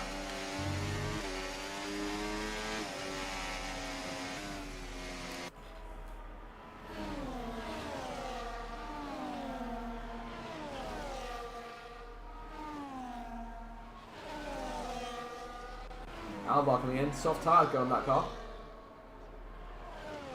Could we potentially see a fastest lap changing hands? It's belonged to Cott for the majority of the way here, the last 10 laps. But could Alvar nab it for himself? Would that be a point away from Cott? He's got 2 to his name right now. That'll help him tie JB in the standings. If he can take another place here, that'll get him tied with Websy, his teammate.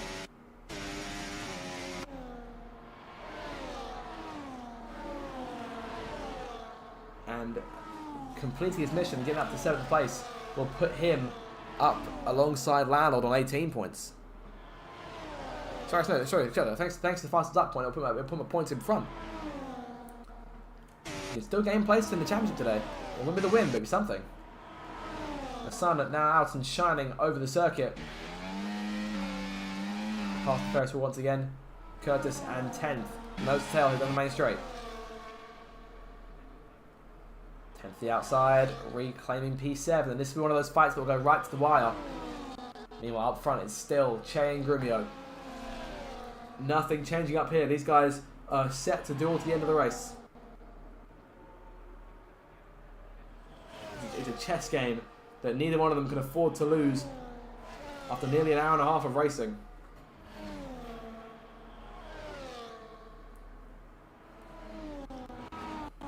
How close they are. Less than a 10th separating them.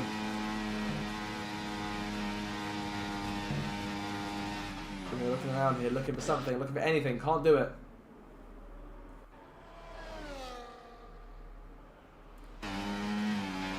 Down the main straight once again.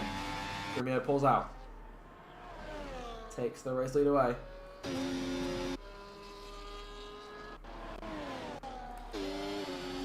Again, the two Haas cars continuing his duel.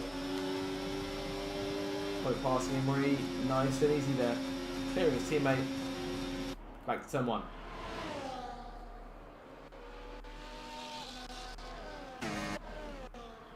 And Tangen is going to have to stop at some stage. And I feel like he won't be ending up in the top 10 as a result. But still a remarkable feat to be going all this way. 45 laps on the mediums that started the race. Again, I want a screenshot of just how much wear those tyres have on them. As Curtis passes 10th, PJ and Cott closing in on those two cars. We could see a 4-car race for P7 and these two continue to fight. Then these two behind will start closing in. JB with Ethan 24 seconds behind him looks set in P11, even with the penalty. Websy a few seconds back from Ethan on those fresher mediums, might get him put into the race. Obsessed just 2 seconds behind Websy. And Alvar looking for that fastest lap he can take it.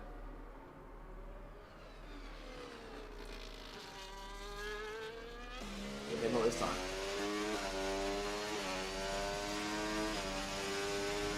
.131.7 on those tyres, with 3/10 improvement over his previous effort. Courtney Goblin P16 and Red J all by himself in P17 right now. Perhaps not the race back, not the first race back he would have wanted.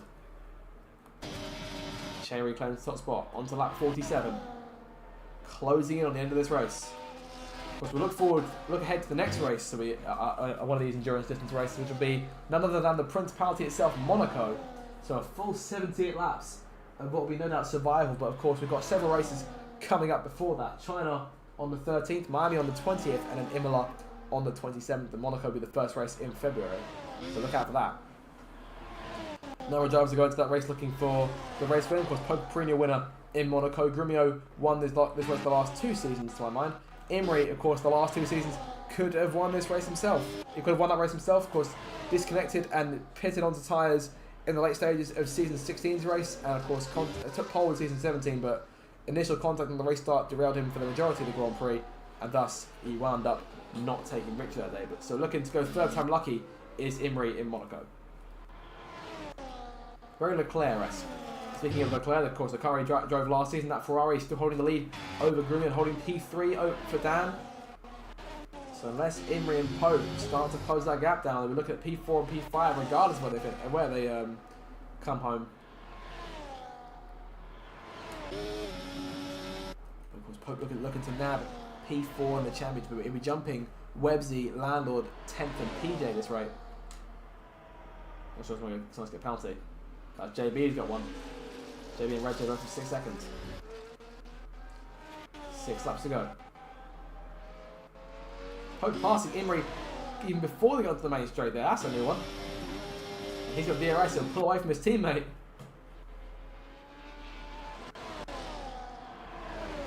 Yellow flag. Who's that for? Obsessed to gets himself away nicely. P14's runner. He's done a brilliant job, of course, to keep kids on the circuit. I don't think I wouldn't imagine he's done one of these races before in terms of full length. So fair play to everyone who's been keeping it going. We're going to end this race with, as it stands, 17 finishes. And we are, of course, nearing the point where everyone will be classified, where those guys will be classified, completing 90% of the race distance. Big train here. Curtis now in P6. Tank has fallen back. He's been caught by the cars around him. And Koch will be chasing as high as P6 now. Keep an eye on this fight because he's got a few cars to navigate. He's got to navigate 3 machines to get those 8 points. And that will push him up in front of PJ, to my mind. Push him up to as high as around 5th or 6th in the championship. Big points offer and a big opportunity to gain about 5 places at most in the championship if he can get around these cars. Oh, Tank almost sliding across in there. That was very close. But Koch's got to play a smart game here. He's still got plenty of time. He's still got a few laps, a few runs to that DRS zone. But he's got to get himself in race. Tank moves over. Thinks best to hold up these cars. Grumio onto lap 49. Takes the lead away. Down by himself, but it looks like Pope and Imri are running him in. Imri takes P4 back. And they're closing that gap. This could be a fight for a podium. It's all coming alive here in the late stage of this Grand Prix. Got around Tank then. 2 more cars to get through, but 1.3 seconds back from 10th Canada, who herself is a second out from Curtis. Curtis has 6 points already this season. He's going to add another 8 to those if he can carry this on. But to hold on for 5 laps.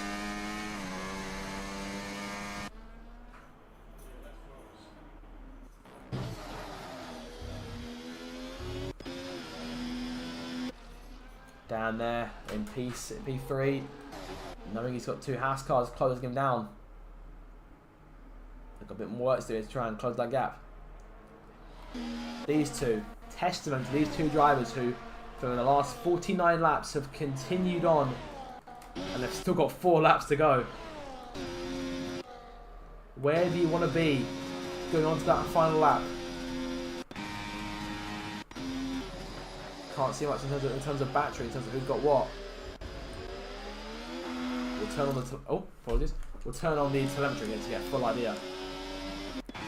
Both of them go around the same, and we'll see. Because I imagine they'll both go full overtake on the last lap, regardless of how much they have left. Just to try and see who wins this race. Imri now 1.6 behind Dan, but Pope is there. Yellow flag. Who's that for? That is for one of the McLarens. That is Alvarez got from. Alvarez gone around. Keeps it going. No safety car. And a safety car would have changed everything. Obsessed Gamer, 3-second penalty for multiple warning. That's his first one of the second one of the race, sorry.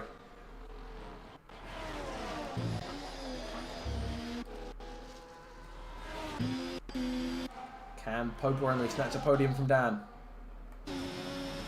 Yellow flag as Ben. Sorry, that's not Ben. That is Alba. Sorry, let him go. Koch passing 10th Camden to turn 1. Got a second to close to Curtis. Only needs about 10 to get back in DRS range. I'll say he's on for P6 here. At the end of this race, it'll be a fantastic comeback drive from Koch after the race he's had. I'll say he'd be very proud of that drive. Perhaps if it's not the race win he would have wanted after that excellent performance in qualifying. But that Williams team has very much got it this season. And now, all 3 cars in range there with DRS. But 12 seconds in front of them, it is still Che and Grumio. Grumio and Che. 3 laps to go.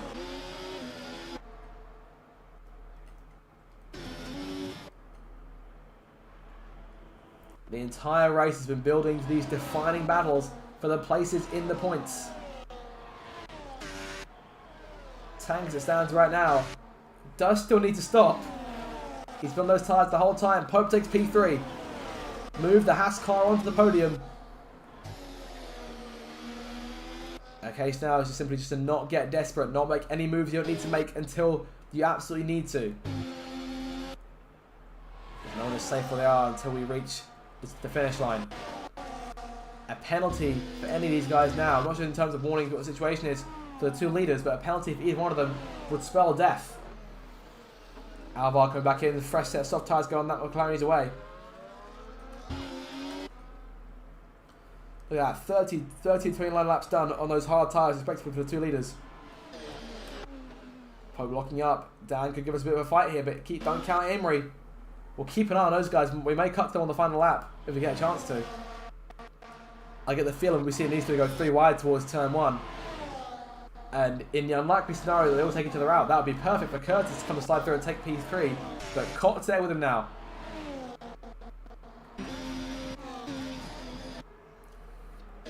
Grumio leads. But does Che want to be in second? You never know with Grumio, because you know he'll save all his DRS and go overtake to the end of the race. So do you want to be in the lead or do you want to be in second place? Tactics aboard here. 2 more laps to go at Suzuka.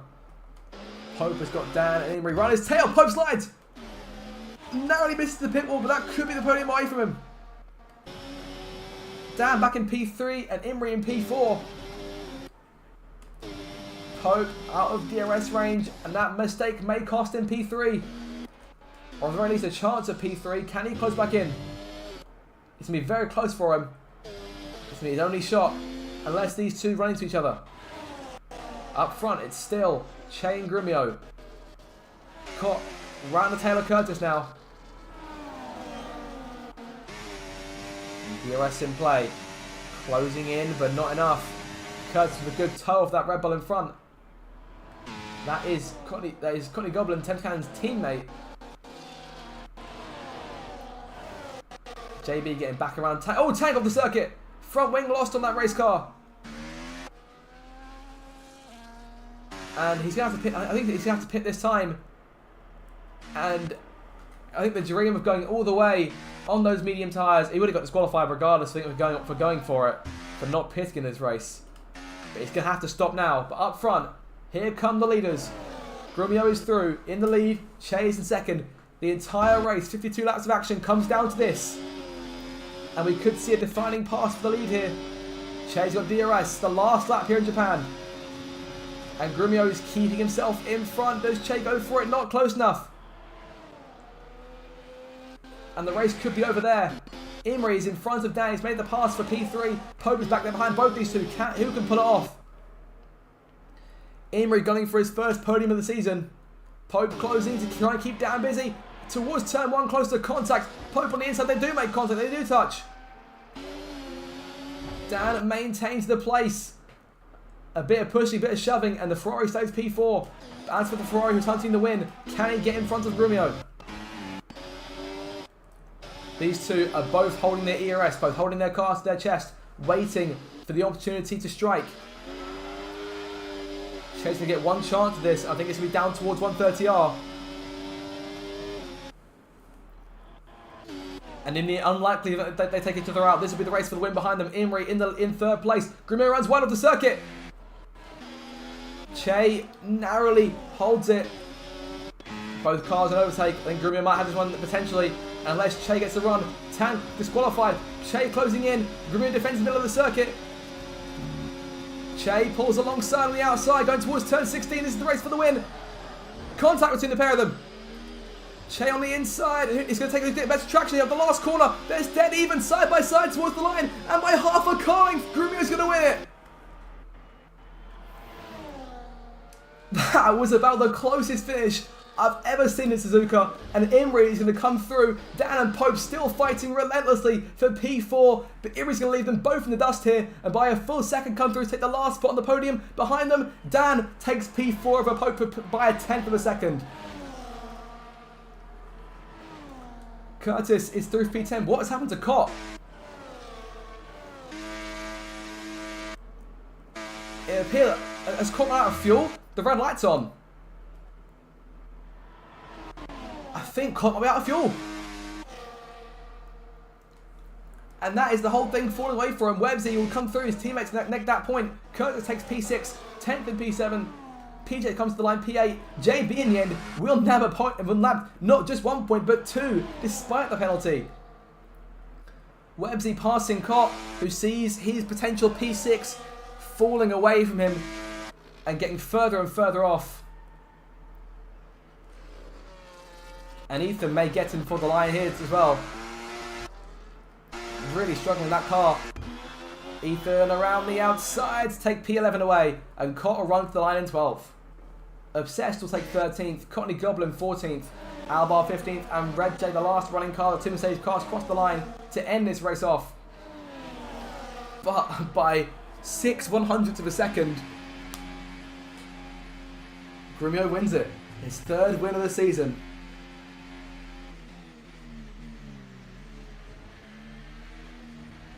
Here he nabs the podium. What a fantastic end to that race that was.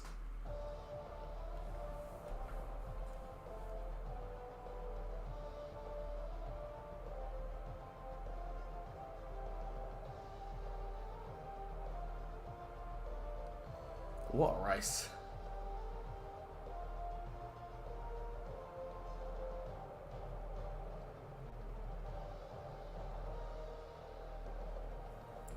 So that is it.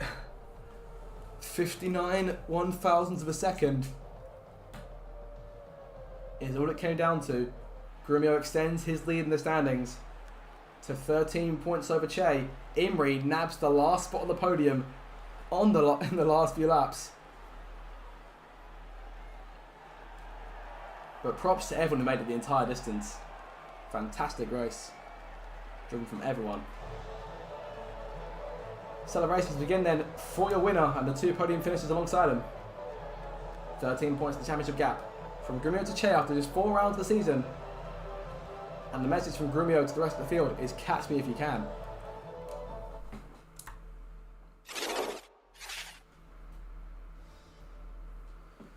So with that all sorted, then we'll look into the post-race interviews after what was a thoroughly enjoyable race. And we'll see who's got the strength left in them to answer a few questions for us.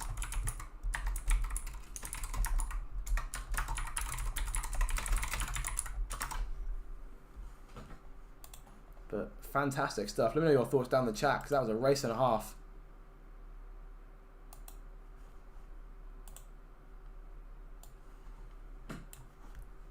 I hope you enjoy. I simply hope you enjoyed that as much as I did, because that was absolutely brilliant stuff, scintillating from start to finish.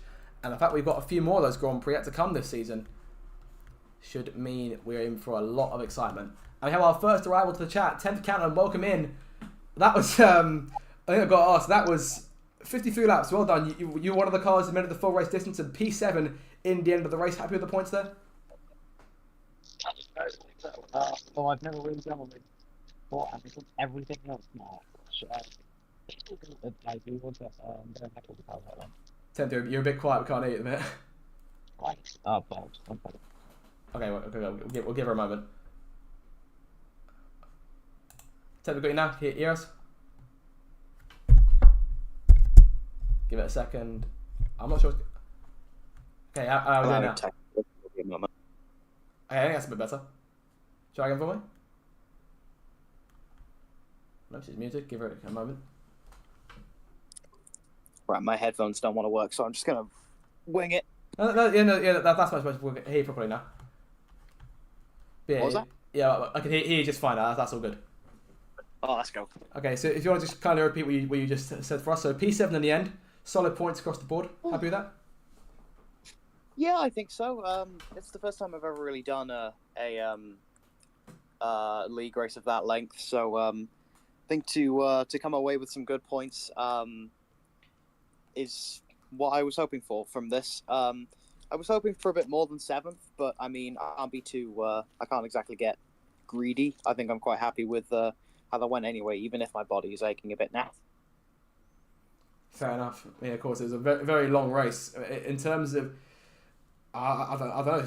I'm still coming down from how intense the finish up front was. You'll see it later on. But of course, Cott was chasing you down in the late stage of the Grand Prix. Did he run out of fuel? That's not assuming happened. Was there any sort of altercation there?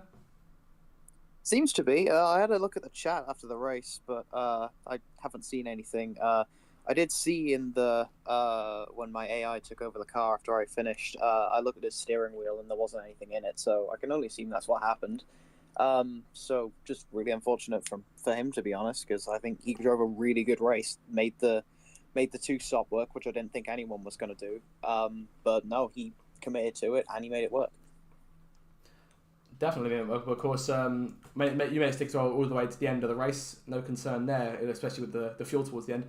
But of course, that gives you a few more points in the championship. That'll keep you, I think, just inside the top 7. I want to say. I'm not too sure in terms of how the points play out at the end of this one, but is that sort of more or less on target what we expect to be this season?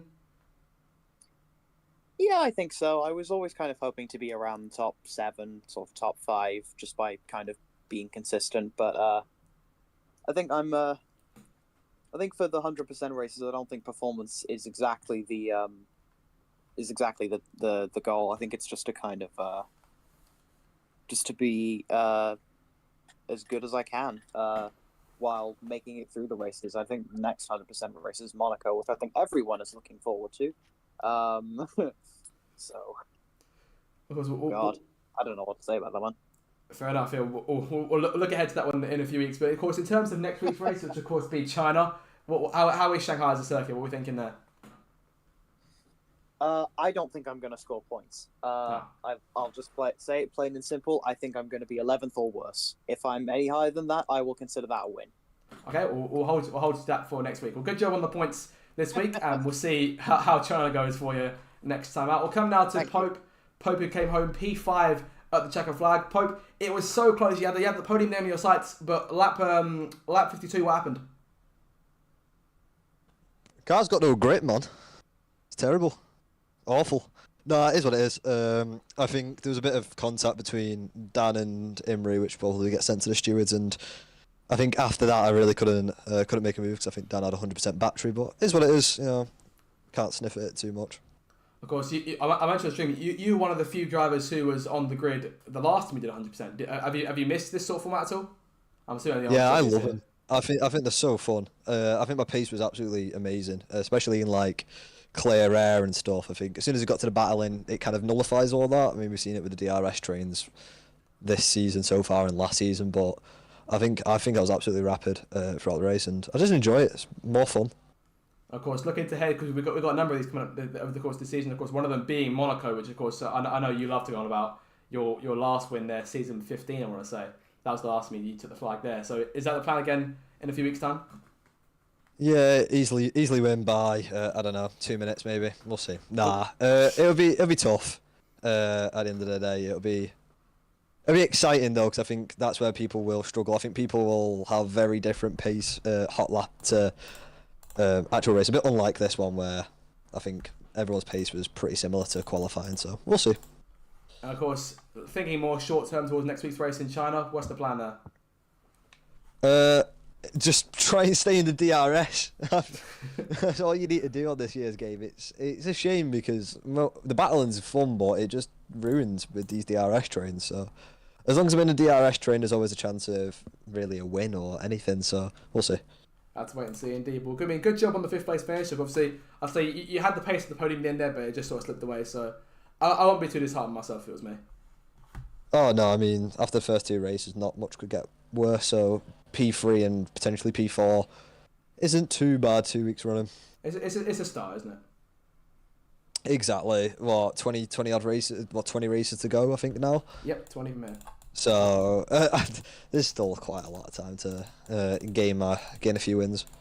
Plenty of time. Well, we'll see how that goes later on for you in the campaign, and we'll move on now to Curtis, who came home P6 in the end for Alpine. Curtis, good job today, mate. You held that fantastic drive all the way throughout. How are you feeling now? Is the fatigue setting in yet? Definitely a bit of fatigue. I'm not used to 100% races. I don't think any of us are. But I was not looking forward to going into it, but it turned out to be alright in the end. I'm glad it's over, but it turned out to be alright. Of course, you were one of the ones who had quite a few cars on your tail towards the end of the race, but of course you managed to hold them off. Was there any concern that you perhaps get overhauled by one of them? Well, I think Cot on his mediums, he flew past, but then he ran out of fuel, so I got a bit lucky with that one. But I defended well most of the race. Just when a car has so much more grip, there's only so much you can do. Of course, at the start of the race, you were there up front with the lead pack. So I mean, were you able to get amongst those guys and challenge them, or were you still hanging in the back of that train? Well, I think me and Cot had a coming together at Spoon when his softs fell off, and then after that, there was, we were in a DRS train, and then once you lose touch, that's sort of game over for any sort of for catching up or anything like that. So that was just unfortunate. Fair enough, but of course, in the end, still managed to hold out and take away P6 from the race. But of course, next week's race, China. What are we thinking? You've run Wild China before, haven't you? Yeah, very much. I haven't touched it. I don't think since we last did it in this league. I'm not can't remember when that was, but it's not a track I have fond memories of. But it's not a track I do badly at. So I've got no expectations going into next week. So it could go either way. Is what you're saying? Yeah, just do your best and hopefully get some points. I'm aiming for anything. Well, hopefully we can see a result like we did this week. Congratulations on the points once again. I'm sure that would be a good end to the evening for you. And we'll come now to the last of our runners, Obsessed Gamer, who does finish outside of the points in the end. Obsessed, fair play to you, mate. You made is that your first 100% race you've done in this game? Yep. I did a couple to practice, but to be honest, I could not make it through those. Like I would just get bored battling the AI and just quit like halfway through. So making it through one is definitely an achievement, I think. I think for future reference, first quick race, I'll introduce you to the mid session save. But yeah, I mean, fair play to you. I'll ask you what I asked Curtis. Has the fatigue set in yet? Because I mean, that was a tiring race to just watch from mine. I can't imagine what it'd be like for you guys to drive. It's not set in quite yet, but I imagine that the rest of the day will be a bit rough. Yeah, I'm expecting it to set in here in a little bit. I mean, what time is it for you guys over in America? 2:00. So we still got a solid 10 hours until midnight. So fair enough. Yeah. 7 hours until 9. That's when most things die down.